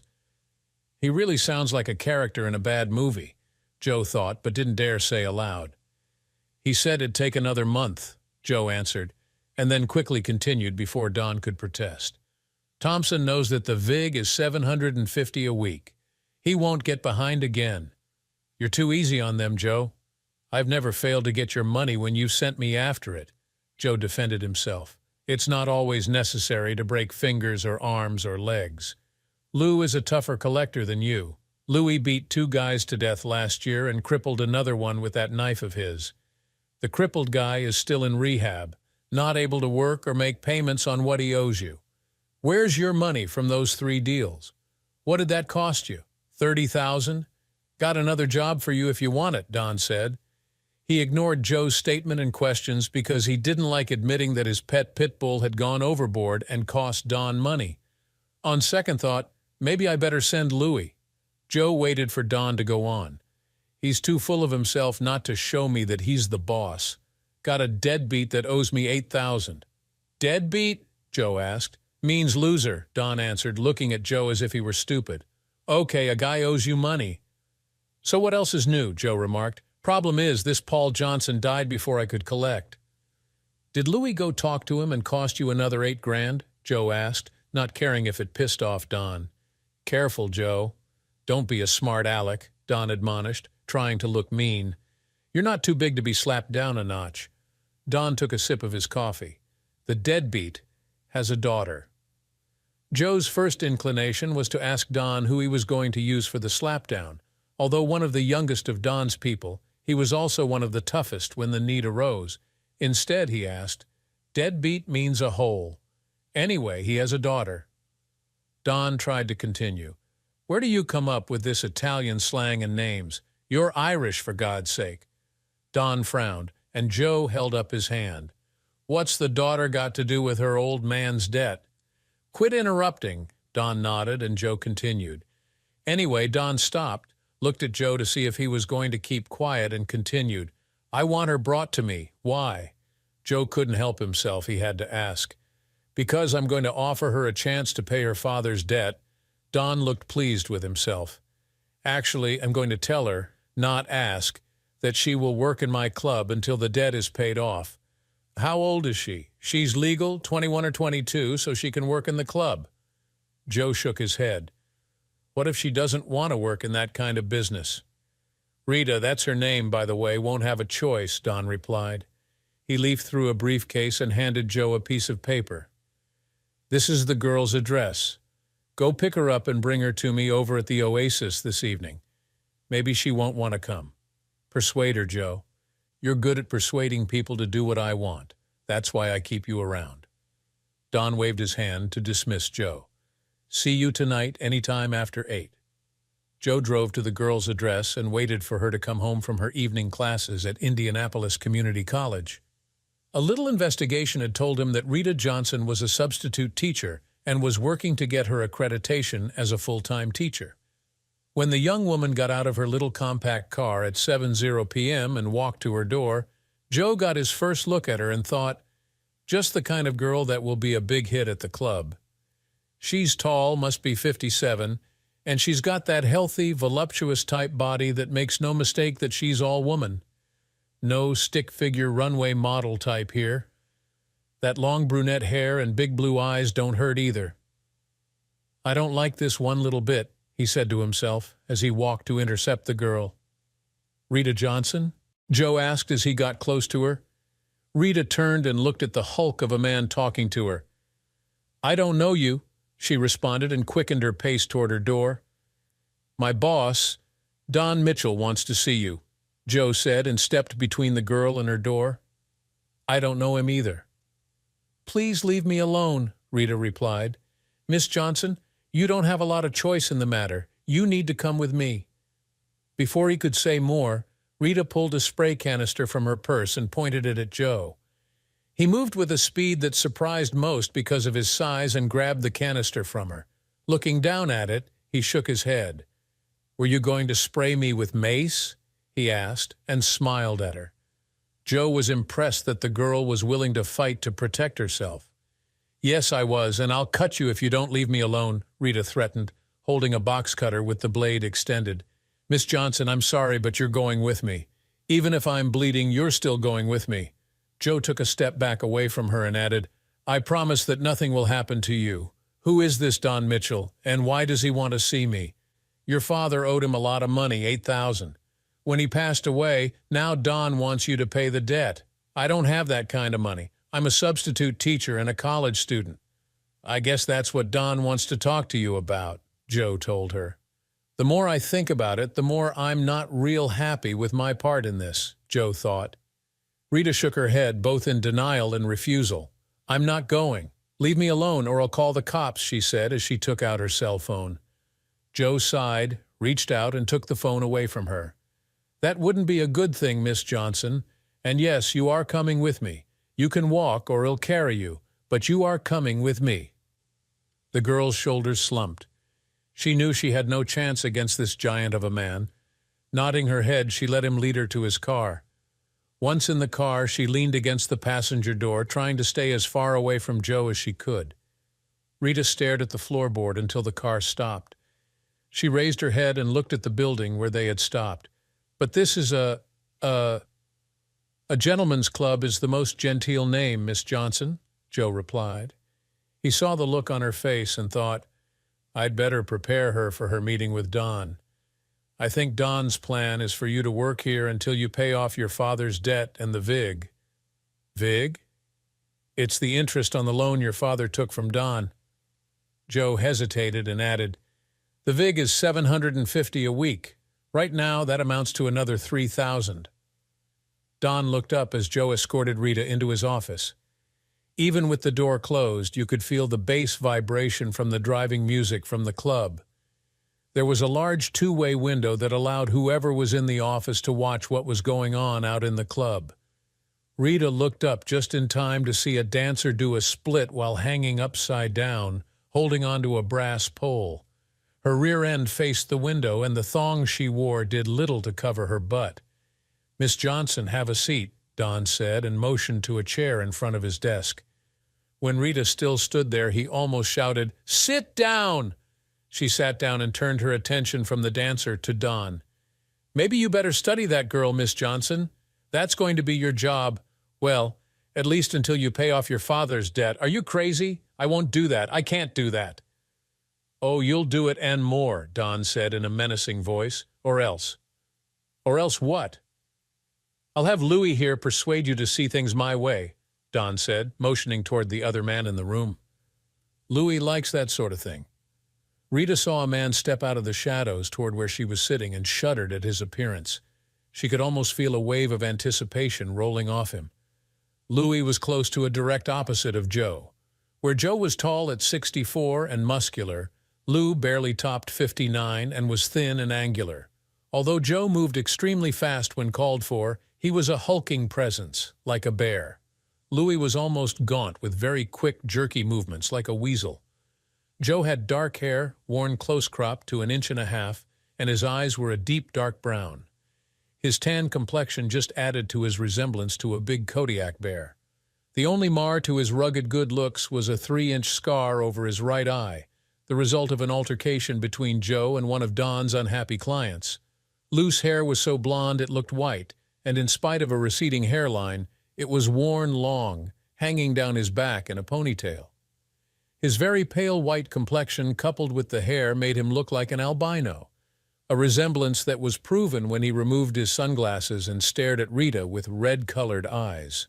He too had a scar, but his ran across his neck almost from ear to ear. That scar was the result of a knife fight when Louis was much younger. He'd killed his opponent and still carried the knife he took out of the dead man's hand. "Hello, Miss Johnson," Louis greeted the girl with a high-pitched, scratchy voice.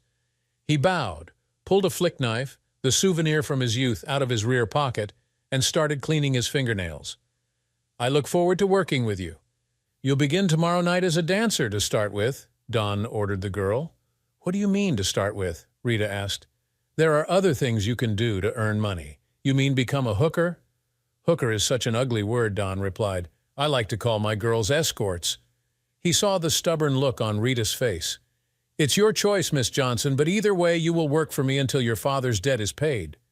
Don pushed a button on the intercom. "Summer, bring some costumes into my office, about a size 8, I think." He looked at Rita and she nodded. "How long do I have to work for you?" "Until the debt is paid, including the juice," Don answered. "The loan was for $8,000. The weekly vig is $750. I expect the vig and at least $500 toward the principal each week. That's $1,250 a week," Rita protested. "I can make that kind of money dancing. Then you'll just have to work longer or become more than a dancer. Any week you don't pay the vig, it will be added to the debt." Don sat back in his office chair. "And don't even think about the cops. Louis doesn't like cops, do you, Louis?" Louis gave Rita an evil grin, shook his head, and flicked open his knife again. "No, I surely don't. They make me all crazy and stuff." A short, almost young woman came into the office carrying a small duffel bag. Don motioned to Rita, and the girl put the bag on the floor next to her chair. "Summer, this is Rita," Don said. "She starts dancing tomorrow night. Show her the ropes, you know, where she can dress, how much makeup, and how to treat the customers. And think of a stage name for her. Rita isn't sexy enough." Turning back to Rita, he added, "Today is Tuesday. I'll give you the weekend to get used to your new position. Hell, I'll even cut this week's vig just to show that I'm not such a bad guy. See you tomorrow night at 6. Don pulled a credit card out of his wallet and handed it to Joe. "Take her shopping tomorrow and get her some more clothes. You know the type she needs. Don't worry, Miss Johnson, I'll foot the bill for them. After all, you'll be using them to make me money." Don opened a ledger on his desk, waving Rita out of the office. Joe and Summer followed her.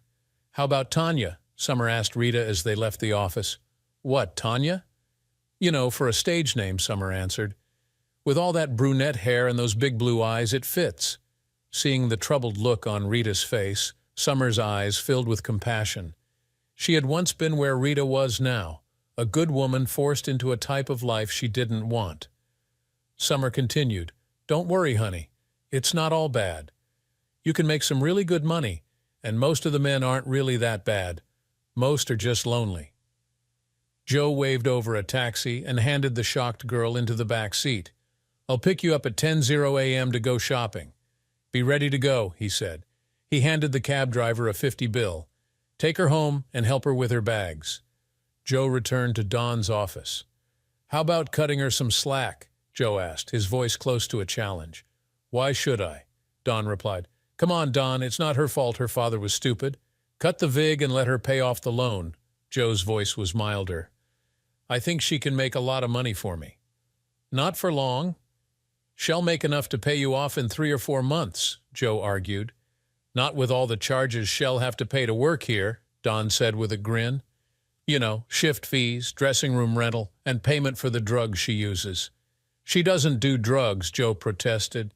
She will before the month is over. We'll slip her a little just to help her out, you understand?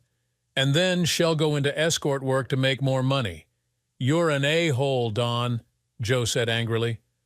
Louis doesn't like it when people call me names, Joe, Don cautioned. Louis stepped around the desk and smiled at Joe.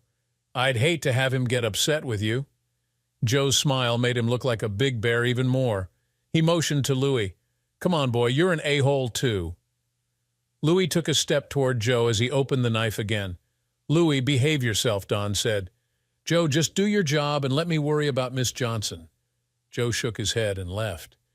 He knew arguing with Don was a waste of time. The guy thinks he's a real hood now that he's getting into the prostitution game, Joe thought. Maybe it's time I find another line of work.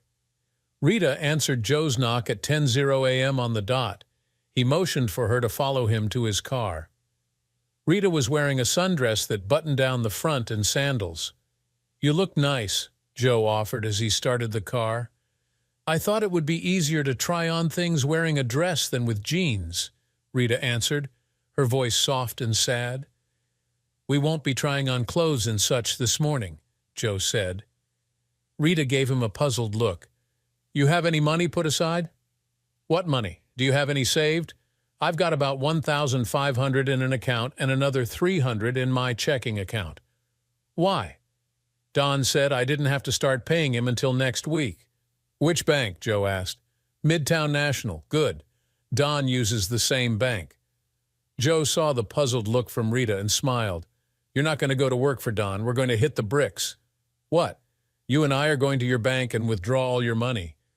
While I'm there, I'll get a cash advance on Don's credit card, and then we'll disappear. Joe smiled and added, I've already got all my money, so between us we should be able to hide until I can figure something out. You're going to help me? Rita's voice had life in it for the first time since the meeting with Don. Why?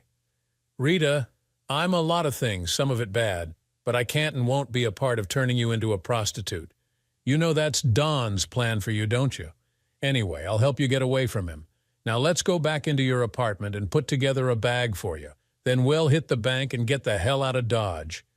As Rita packed, much too much to Joe's way of thinking, she asked, But won't he be upset with you helping me? Upset? Hell, he'll be so pissed off he might have a stroke. At least we can hope so. Rita looked at Joe with new hope. He'll punish you for double-crossing him, won't he? It was a statement more than a question. He'll see it as more than a double-cross. He'll see it as cheating. Joe quickly explained how Don took him in and took care of him. He shook himself. We won't use credit cards because they can be traced. We'll have to live off the grid. Don doesn't know about this car, so he can't track us that way. The car was a nondescript Ford Taurus, like thousands of others on the road. But Joe had put a new engine, new suspension, and made it the most powerful Taurus on the road. It would take a very powerful vehicle to keep up with it. Joe's Super Taurus pulled into the parking lot of the bank. You go clean out your accounts, leave a few bucks in there so there's no report of them being closed. Rita gave Joe a questioning look. Don's got an in at this bank, and we don't want him knowing that you're running before we get a chance to put some miles between us. I'll go see Brinks, the bank manager, and get as much money on Don's credit card as I can. Won't he question you using Don's card? Nah. When Don needs a little extra cash, he sends me to get it. I'll get $15,000 or so. Don does it all the time. Brinks will separate the amount out over 3 or 4 transactions and spread them out over 3 or 4 weeks.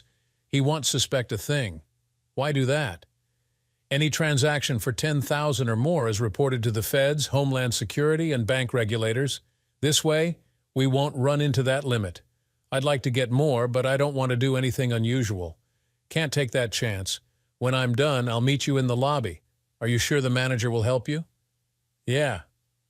Brinks embezzled some money from a couple of accounts and lost it in the stock market. If the info got out, Brinks would be ruined. His job and his reputation would be trashed. He'd also go to jail. He came to Don, and Don paid it back. Now Don owns Brinks and just about runs the bank. "How much this time?" Brinks asked after greeting Joe.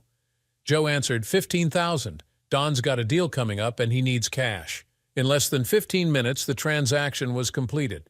Joe put the 3 stacks of 100 bills in his jacket pockets. Each banded stack contained 50 bills totaling 5,000. Joe had requested this division of the money to make it easier to carry. As Joe left Brinks' desk, the bank manager watched him walk away. He saw Joe join a pretty young lady in the lobby and leave the bank. As Joe had said, this transaction wasn't unusual, but Don normally called and set it up before Joe got there. Maybe I ought to call Don, Brinks thought. He picked up the phone and punched in Don's private line. "Hey, Don, it's Tony Brinks. I gave Joe the money you requested and wanted to know if there is anything else I can do for you." "What money?" Don asked. "The 15,000 you sent Joe for," Brinks answered. Then, worried he'd done something wrong, he asked, "Isn't that what you wanted?" "Oh yeah, my mind was on something else," Don replied. "Thanks, Tony. Talk to you later." Now, why would Joe get cash without my say-so? Don asked himself. He was sitting in the coffee shop and he thought for a couple of minutes. He called Joe's home and then his cell and didn't get an answer. "Louie, get your butt in here," he yelled. Louie came out of a dark back office. "Get over to Joe's and see why he's not answering his phone. When you see him, tell him to get his butt in here." Because of Joe's recent mood and his bit of disrespect, Don had a bad feeling. Less than an hour later, Louie called. "Joe split," he told his boss. "His car is still here, but some of his clothes are gone, and so is his shaving stuff. That .357 cannon he keeps in his desk is gone too." "Son of a," Don responded. "Get over to that Johnson girl's place and see if he's there. Call me from there." The next call was more of the same. "The broad's gone too. Dresser drawers left open with nothing much in them. Empty hangers in the closet. Looks like someone took off in a hurry." "Get hold of the guys and tell them to find Joe. And that broad," Don ordered. His voice was angry. "Call me when you find them." Nice town, Joe thought. He was standing on the porch of a rental cabin on the outskirts of Jeffersonville. He and Rita had been there for a week. They'd made the 140-mile drive from Indianapolis in a little over 5 hours. Joe had been careful not to break any speed limits, but he wasted little time getting out of Indianapolis. Jeffersonville, known to its residents and people in nearby communities as the Jeff, was a large town or a small city, depending on who was talking, with a population of about 18,000. It was close to a recreational lake, Lake Patoka, which brought thousands of tourists through the community. There were several small industries, but it was mostly a farming and tourism community. "Big enough to have all you need, but still has the small town feel," Joe continued his thought. "I wouldn't mind staying here for a while. You can come in now," Rita called from inside the cabin. The cabin had one large room that doubled as a bedroom and living space. The bathroom was small and didn't give you much room for anything but the necessities. Joe had stepped outside while Rita did whatever it was that women do to get ready. When he entered the cabin, Rita had her back to the door. She turned around and started buttoning the man's type shirt she was wearing. Joe could see Rita's toned, tan stomach. "Oh, sorry, I thought you said to come in," Joe stammered. "I did." Seeing the big man turn red, she laughed. "Come on, Joe, you'd see more of me at the pool or beach." "Yeah, but we ain't at the beach. You shouldn't tease me like that," Joe said with a grin. "Rita." "I like that," she said, smiling. "But you wouldn't hurt me. You're just a big teddy bear." "Even teddy bears have teeth and know how to bite, little girl." They both laughed and walked to a local family-owned barbecue restaurant. "Can we go to a club tonight?" Rita asked. "Maybe get a drink and dance a little." "I don't dance," Joe replied, shaking his head. Rita pursed her lips in a pout. "Okay," Joe relented. "Well, go for a couple of drinks and one dance, but only one." After dinner, they went to the lounge at the Holiday Inn. Joe didn't feel like braving the probably boisterous crowd at one of the local bars. Joe and Rita were sitting in a booth where Joe was recovering from the 6 dances he'd just done. The effect that Rita had on him when he held her close bothered him. Last thing we need is to get involved with each other, Joe thought. I don't know where I'm going to end up or what I'm going to do. Don won't let it go. Hell have Louie and others looking for me until he catches me. Or I might get tired of running and look up Don and settle things. Either way, I'm not a good prospect for a woman. Besides, she probably doesn't think of me that way. I'm just the guy that's helping her in a bad situation. Joe looked up as someone entered the lounge and stiffened. He noticed a man who could have been a movie extra playing a mob guy. The man had a swarthy complexion with dark, oily, slicked-back hair. His suit wasn't in the best fashion. It was a cheap knockoff of shiny sharkskin material.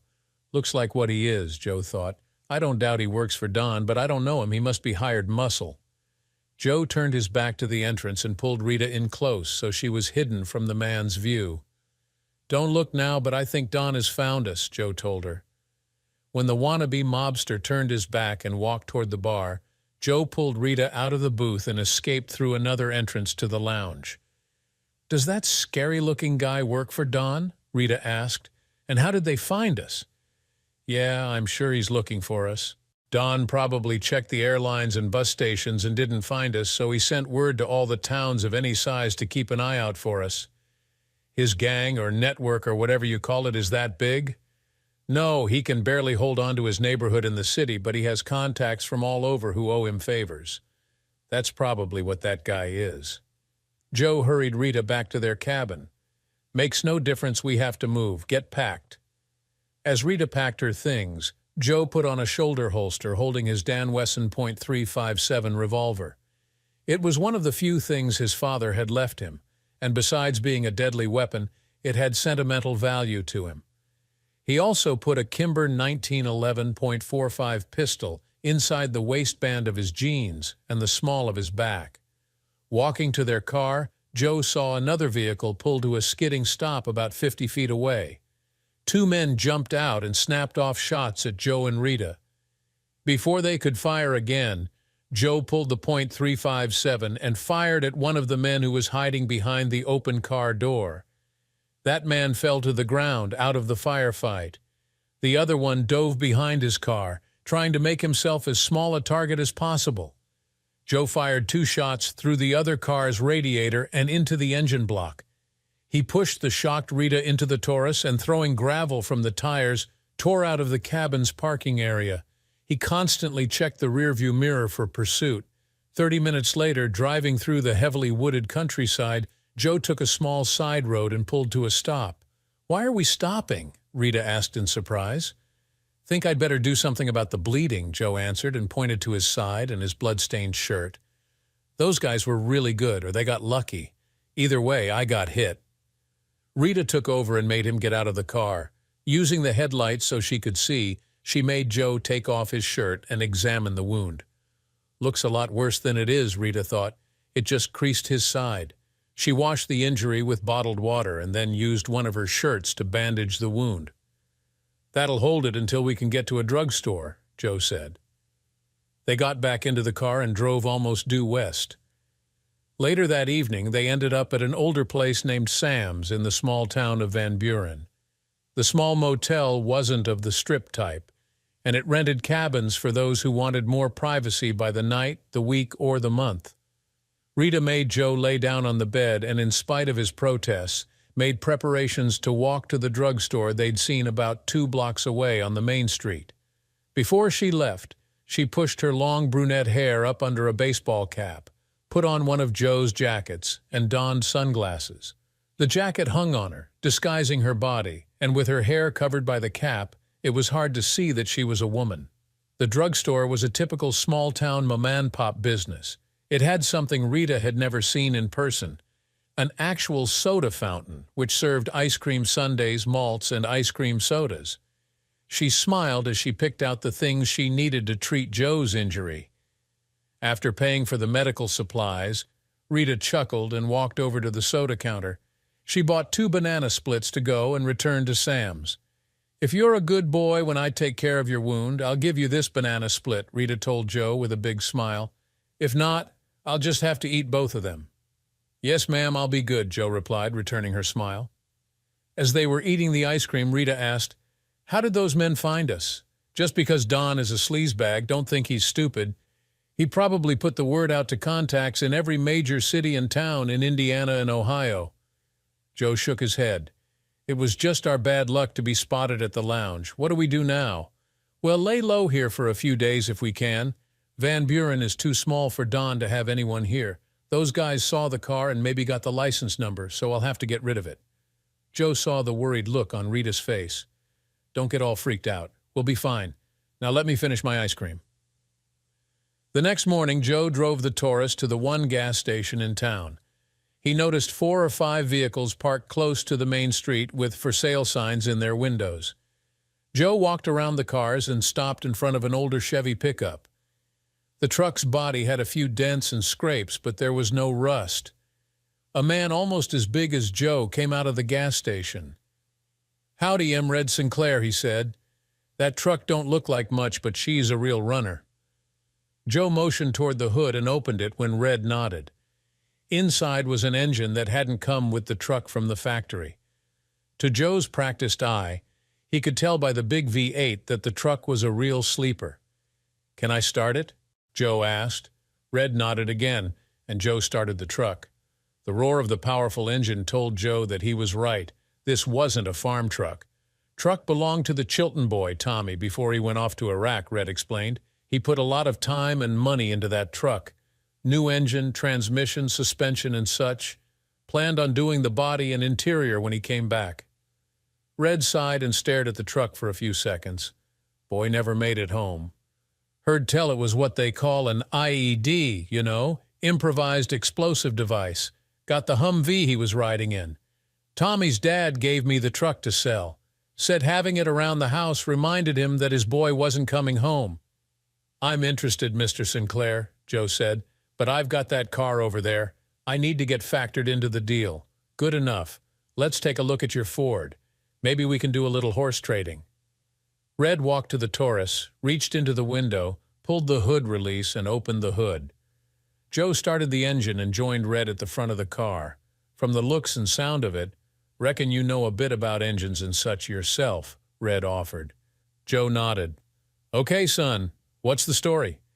You want to trade a 3-year-old Ford with a souped-up motor and low mileage for a 10-year-old truck?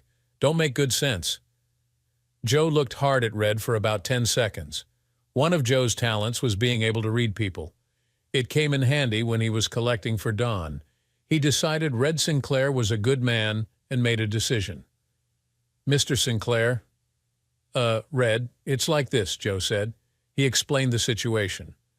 After 5 minutes of talking, Joe said, "You can make a lot of money by calling Don Mitchell in Indianapolis and telling him where we are." Red grinned.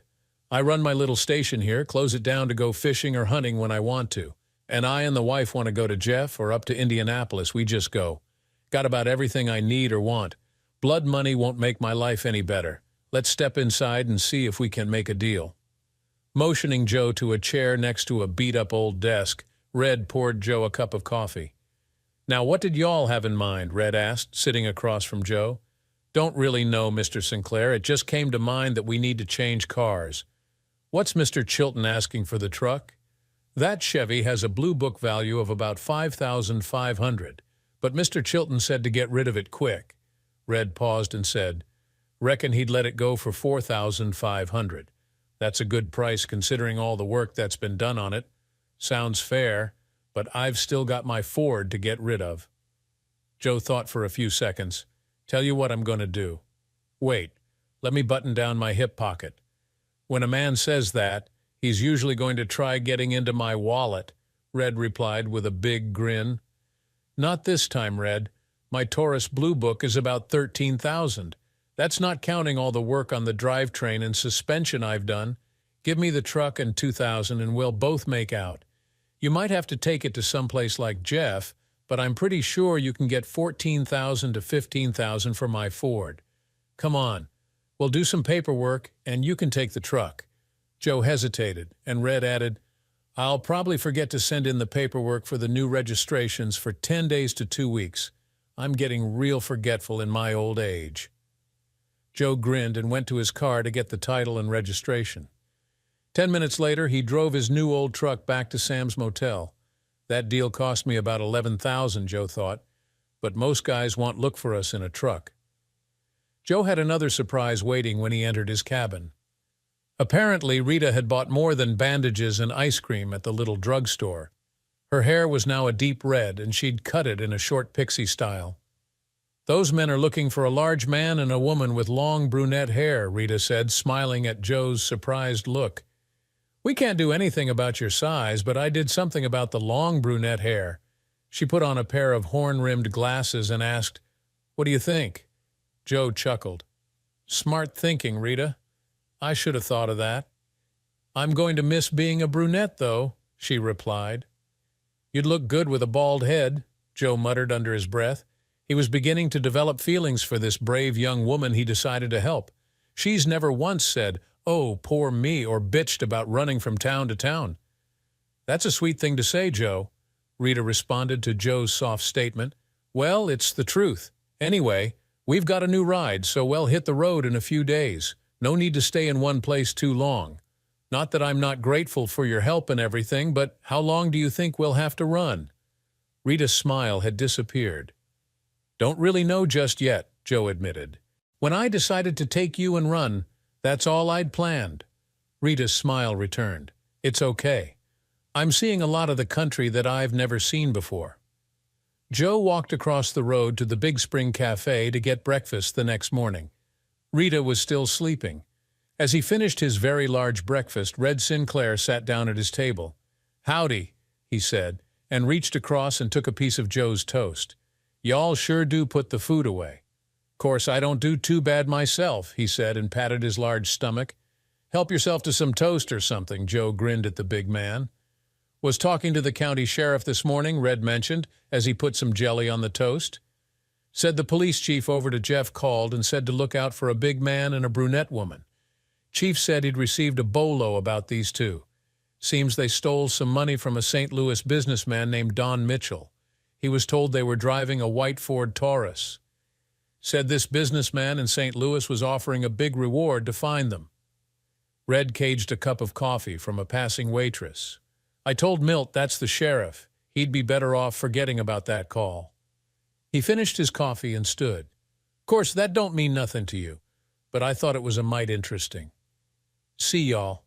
"Thanks, Red, for what don't have nothing to do with anyone I know." Joe leaned closer to Joe. I was that couple. I'd head down to Arkansas. Lots of country to get lost in down there." He turned and left the cafe with a wave. "Pack up," Joe ordered when he returned to the cabin. Rita was just finishing getting ready for the day. He explained what Red had told him. "Seems Don brought some trumpet-up charges against us, and he's got the police working for him." Joe grabbed their suitcases, threw them in the bed of the truck, but stopped before he and Rita got in. Joe looked at Rita for several seconds. "Don's boys won't recognize you now, what with your dark, short hair. The only thing that ties you into all this is me. I think you should take a bus out of here. I'll lead anyone looking for us in another direction." He pulled 3 packs of money out of his jacket. "This is $9,000. It should get you someplace safe and give you enough for a fresh start." "But you're still recovering from your wound," Rita protested. "I'm healed enough to drive," Joe replied. He sighed and said, "Don't you understand? I'm the one that stands out. Without me around, you can slip past them and be free." "But I don't want to be free," Rita said. "Not if it means being free of you, too. Can I stay? Ever seen Arkansas?" he asked, and motioned Rita into the truck. There's another one, Joe thought. Why do all those guys wear sharkskin suits, and bad ones at that? Real suits are sharkskin, but they cost $2,000, Joe mused. You can tell the difference between class and flash, Joe continued his thought. Never thought Don would find us in Little Rock, Arkansas. Joe and Rita had left Van Buren, driving through small country towns to Little Rock. The trip had taken almost 7 hours because they'd used the back roads and stayed off the main highways. They'd been in Little Rock for 3 days. Joe turned his back on the rough-looking man and quickly went to where a young woman was looking at clothes. He gently took her arm, put her in front of him, and walked her out of the store. The man in the cheap suit never saw them leave. They left the Walmart store and hurried to their truck. Guess a cop or state trooper spotted us, Joe said. Don probably hasn't in with the St. Louis police, heard about it, and sent some of his guys down here. He glanced at Rita. Sorry, guess we have to stay on the run for a while. Rita was sitting sideways in the seat, looking out the rear window of the truck. A big black car just came out of the parking lot and is following us, she warned. Time to see if Red was right about this truck, Joe replied, and pushed his foot down on the accelerator. The old ratty truck sprang forward as if it were a race car, quickly leaving the following car behind. At the first intersection, Joe turned left and then left again and made a final left, which soon brought him up behind the black car. He kept his followers in sight just long enough to see that they were headed in the opposite direction of his and Rita's motel. Pulling to a stop in front of their room, Joe said, "Let's get our stuff and head west." "Where are we going this time?" Rita asked. She didn't seem upset at the idea of continuing to travel with Joe. "Aren't you worried?" Joe asked. "Why? You've kept us ahead of Don's men. I've seen some really pretty country, and you're pretty good company when you let yourself wind down a bit. So why should I worry now? Where are we going this time?" Joe looked back over his shoulder to answer Rita as they entered their room. "Well, head for San Diego. I know a couple of guys there that can help us get to a safe place in Mexico. We can live like rich people down there with the money we've got." "Sounds like a good plan," a high-pitched voice said from inside the room.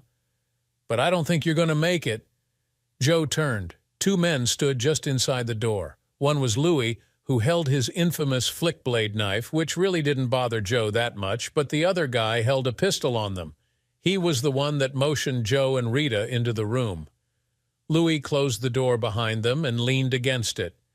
"Shouldn't have cheated, Don," Louis said with an evil look on his face. "You know, for years I've tried to get between you and Don, but you were always his little favorite, his fair-haired boy that could do no wrong." "I raised the boy right," he would say. Then Louis smiled. "I guess he don't think so much of you now." "Let the girl go, Louis. I'm the one that double-crossed Don." "You think too much of yourself, Thompson," Louis responded. "I didn't come for you. I came for the girl. Don wants his money, and he wants her working for him." The pale, pasty-looking Louis laughed. "Getting to do you is just a bonus for me."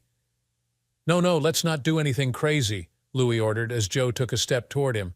"Arturo, if he moves again, shoot him in the kneecap." Arturo pointed his weapon at Joe's legs. Everybody stopped at the ringing of a cell phone. Arturo pulled the phone from his inside jacket pocket. "Yeah?" Joe could hear the voice on the other end of the call but couldn't understand the words. When Arturo listened and asked, "So we're not going to get paid?" "Okay, I'm leaving now." "See you." "What?" Louis asked. "Don's dead." "What?" Joey said that big German that runs the families got tired of Don trying to get into the prostitution game, so he had him whacked. Cops found Don sitting in his car with 3 gunshot wounds. He had 2 in the chest and 1 in the back of the head. Gangland style. Arturo walked toward the door. "Where do you think you're going?" Louis demanded. Joey said the feds got all Don's money, got his bank accounts frozen and everything. Something about RICO warrants. Joey said we ain't getting paid for this job, so I'm heading back. Gonna get my stuff and get the hell out before the feds come after me. He took another step. "You ain't going nowhere until we finish here," Louis warned. "Louis, you ain't getting paid either. Don't you understand? It's over. Let's get out of here." Arturo took a couple of steps toward the door. "You ain't leaving," Louis said and raised his knife. "Louis, don't be dumb," Arturo said and pointed his big automatic. "You brought a knife to a gunfight. Now get away from the door." Louis stepped aside. He switched his knife to his left hand, and as Arturo opened the door, Louis pulled a snub-nosed revolver out of his jacket and shot Arturo twice in the back. Then he put another shot into the back of Arturo's head, just like you said, gangland style. It gave Joe a chance to rush Louis. As he got close, Joe grabbed Louis, knocked the gun to the floor, and pulled the smaller man into a bear hug. Joe roared and lifted Lou into the air, holding him by the neck. Joe roared again, moved his hands, and broke Lou's neck. You could hear the snap from across the room. The big man took 3 steps backward to the wall and slid down to the floor. "Joe!" Rita yelled in alarm. She rushed to him and knelt at his side. That's when she saw Lou's knife sticking at an angle out of his midsection. Rita grabbed a pillowcase from the nearby bed and used it to put pressure on the wound around the knife. "Oh, Joe," she said with tears running down her face. "Looks like we finally solved your problem, Rita," Joe said. He put a bloody hand to her cheek. "You don't have to run anymore." Joe closed his eyes and slid over on his side. "No, you don't," Rita said as she dialed 911. "You're not getting rid of me that easy, mister." In the distance, Rita heard the siren from the ambulance. Don Mitchell's murder was determined by the FBI and the Indianapolis Police Organized Crime Division to be a retaliation for Don stepping on the big boy's toes. No charges were ever brought, as other than the body, there was no evidence linking a person or persons to the crime. Don's small-time gang deserted the sinking ship and left the city. Those that didn't were rounded up and charged with various crimes. Joe's wound, while serious, wasn't life-threatening. The knife blade had missed vital organs, so the biggest problem had been the puncture and blood loss. The hospital did emergency surgery to close the wound. The first time the nurses got him up to walk around, he signed himself out of the hospital against doctor's orders. "No need to be a sitting target, even if Don is gone," Joe told Rita. "Some of the guys might not be smart enough to realize that now they wouldn't be paid to off us." The next 6 weeks, Joe and Rita made a tour of the small towns and communities in central Arkansas and then back up into southern Missouri, resting for a day or two when Joe needed. He had been a city boy all his life, but found he enjoyed the tree-covered hills, lakes, and rivers of the country. He also liked the slower, laid-back pace. "Where to now?" Rita asked as she and Joe checked out of the small motel in Conway. "I've checked with a couple of people I trust in Indianapolis, and the heat is off," Joe answered. "Guess it's time to take you back home." "Why?" Joe was surprised at the question. "I thought you want to get back to your life, go on with your schooling and your teaching." The bench seat in the truck allowed Rita to slide over next to Joe. "I could have gone home 6 weeks ago, but I'd rather stay with you. I can teach just about anywhere we decide to go." She took Joe's hand and leaned into him. The smile on Joe's face lit up the cab of the truck. "I was hoping you'd feel that way," he said, "'cause I don't want to be apart from you either." He put his arm around Rita, pulled her closer, and put his hand on Rita's cheek. He kissed her. It was several minutes before Joe started the truck. "You didn't answer." "Where to now?" Rita repeated her question. "Back to Indianapolis." Joe saw the disappointment on Rita's face and quickly added, "Well, get the rest of your clothes and anything else you don't want to leave and then head over to my place. There are things I want to take with us. Then we'll find a place to live." "You don't want to stay in Indianapolis?" Rita asked. "If you want to stay, we will. But I'd rather find a place that not so many people know what I used to do for a living or so many that can connect me to Don." Joe looked thoughtful for almost 30 seconds while Rita waited for him to continue. "Don had a lot of enemies. I mean, look what happened to him. And I am, or was, one of his chief lieutenants. Some might decide a little payback is in order. No, I'd like to leave all that behind me. With thou goest, I will go. With thou lodgest, I will lodge." Rita gave Joe a big smile. The next several minutes were spent doing more interesting things than talking. Finally, Rita said, "Start the truck, Joe. We'll never get moved if we sit here all day." 9 hours later, Joe parked in front of his apartment. They had already been to Rita's place and were going to spend the night at Joe's. Early the next morning, as Joe finished putting the few possessions he wanted in the truck, a big black Lincoln Town car pulled in. Joe knew it belonged to Carl Heisenberg, the head of the major Indianapolis crime family, and the man that had killed Don Mitchell. "Get back into the apartment," Joe ordered Rita. She looked at the big black car. She had learned to trust Joe, so she didn't hesitate and went quickly inside. Joe opened the driver's door and stood behind it. He reached under the seat and pulled out his .357, holding the big pistol at his side. Joe also made sure the Colt .45 was loose in its holster in the small of his back. Then he waited for someone to get out of the town car. The driver of the car came around to the back door and held it open. Carl Heisenberg slowly got out of the car and faced Joe.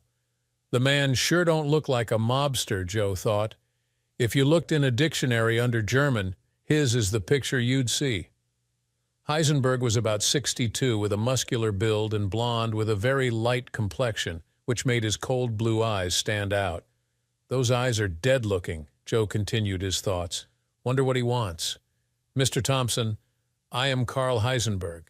Your previous employer and I had a slight disagreement. Heisenberg gave Joe a humorless smile, but it didn't reach his eyes. And now it seems you're without a job.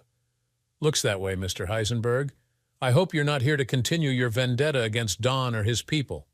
No, that's not why I'm here. Heisenberg gave Joe another smile. But what if I were? Joe slowly raised the point 357, but he didn't point it at anyone. I believe I'd have to take issue with you, sir. Heisenberg motioned for his driver to relax. Take issue? In what way? He was still smiling. I'd have to shoot you where you stand, Mr. Heisenberg. The smile disappeared for a few seconds, but then returned. Well then, it's a good thing I'm not here to continue the vendetta, as you call it. Just the opposite, actually. Sir? Joe was puzzled. From everything I've heard and can find out, you were a valuable employee for Mr. Mitchell. You did your job discreetly and were usually successful, unlike that fellow Louis. Do you know what happened to Louis? I don't want him working for me, and I think it would be best if he left town. Louis won't bother you, Mr. Heisenberg, Joe answered. He smiled and added, and he won't be coming back to Indianapolis. Are you sure? Last I heard he was looking for you and Miss Johnson. He found me, and yes, I'm sure Louis won't be coming back. Heisenberg looked at Joe with new interest. This young man is formidable and will make a valuable addition to my business, Heisenberg thought. I've come to offer you a position with my company. And what would I be doing for you? I've decided to take over Mr. Mitchell's interests now that he can no longer run them. I feel you would be a good candidate to run that side of my business, seeing as you know all of the late Mr. Mitchell's customers. Joe returned the smile and shook his head. He turned and plainly laid his pistol on the seat of the truck. I've retired, Mr. Heisenberg. Didn't like the job much anyway, only did it out of loyalty to Don. You know my story in connection to Don. The man nodded, and Joe continued, Now that he's gone, I can go on to other things. Pity, Heisenberg said. I think we could have a mutually profitable relationship. Joe stepped from behind the door and walked toward the mob boss. The driver tensed, but Joe smiled at him and shook his head. He stopped close to Heisenberg. I can't advise you on Don's customers, but I can do something better. He turned and called to Rita. Rita, bring my laptop, would you please? Rita quickly brought the computer, and Joe motioned to give it to Heisenberg. I've kept records all these years. They're on the laptop, mostly in spreadsheets. The password is J-Man. Heisenberg took the laptop and passed it to his driver. And how much do you want for this information, Mr. Thompson? Consider it a token of my respect and appreciation for not continuing the vendetta. The man nodded, motioned to his driver, and got back into the town car. Joe watched as it drove away and then said to Rita, Let's get out of here. She ran out with a last duffel bag, threw it into the bed of the truck, and climbed into the cab. Who was that? And what did he want? That was the man who disposed of Don Mitchell, and he wanted me to go to work for him. Joe paused for dramatic effect and said, I turned him down, told him I was retired. Joe and Rita returned to Jeffersonville, making it their base of operations for almost a year. Rita finished her schooling and got her teacher's accreditation while Joe basically took it easy. He said he was looking for a business opportunity, but while Rita was in school, he spent most of his time exploring the countryside. He tried to rent a separate apartment for Rita, but she refused. I'm going to be with you all the time anyway, so why waste the money on a second apartment? I can't live with you like roommates, Joe admitted. I couldn't promise to be a gentleman all the time. So, who's asking you to do something dumb like that? She replied and flopped down on his lap. Her kiss was all the explanation Joe needed. While visiting nearby Lake Patoka in the small town with the same name, Rita found out that the community needed a teacher. She applied and was offered the position. She and Joe decided to move to the small town. The commute from Jeff was about 20 miles, but much of it was on secondary roads.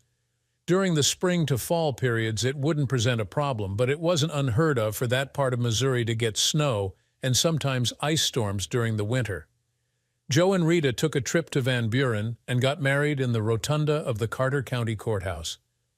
Red Sinclair was enlisted as the best man. He and his wife, Shirley, were also the witnesses. It was a very small reception held at the corner drugstore with the soda fountain. There were a couple of presents to open, which surprised Joe and Rita. From Red, Joe got a fishing and hunting license that was good for 2 years. Rita received a handmade quilt from Shirley. "Just the thing to cuddle up with your man on those cold Missouri nights," Shirley advised. There was a third present that was surprisingly heavy. Joe ripped off the wrapping paper and saw a beautiful wooden box. Inside the box were 12 one-troy-ounce gold bars and a note. "Congratulations on your wedding. The information you provided has been most helpful. Please accept this as my wedding gift to you." The note was signed Carl Heisenberg. "Gold is about 1,900 an ounce," Joe said, surprise in his voice. "These are worth nearly 23,000. That last duffel bag that Rita had long ago put in the truck had contained a substantial sum of money, over 150,000. Joe's life had consisted of working and not much more for the last 5 years, so he had saved most of his salary and bonuses. The wedding gift, along with the money from the duffel, enabled Joe and Rita to buy a business. With help from Red, who knew the company men for Phillips Petroleum in southern Missouri, Joe bought the only service station in a 20-mile radius of Lake Patoka. The station also had a marina directly on the lake to service boats. Again, with help from Red, Joe hired 2 young men to help run the marina and service station. He was following in Red's footsteps in that he could either close his business when he and Rita wanted to get away, or at least have someone else run it for him. "I'll make a fisherman and hunter out of you yet. I might even get you to like camping," Rita said as she sat down in her husband's lap. "Fishing and hunting, yes," Joe replied, "but not camping. My idea of roughing it is a hotel with no room service. It's only been a year since we got married and moved to the lake. Just give me time to work on you," Rita smiled as Joe ran his hand over her stomach, pregnant with their first child. "Besides, our son will want to go camping. I'll make sure of that. Thanks for watching. What would you do if you were in Joe's shoes, caught between loyalty and a fresh start? Let us know in the comments. Don't forget to like, share, and subscribe for more incredible stories.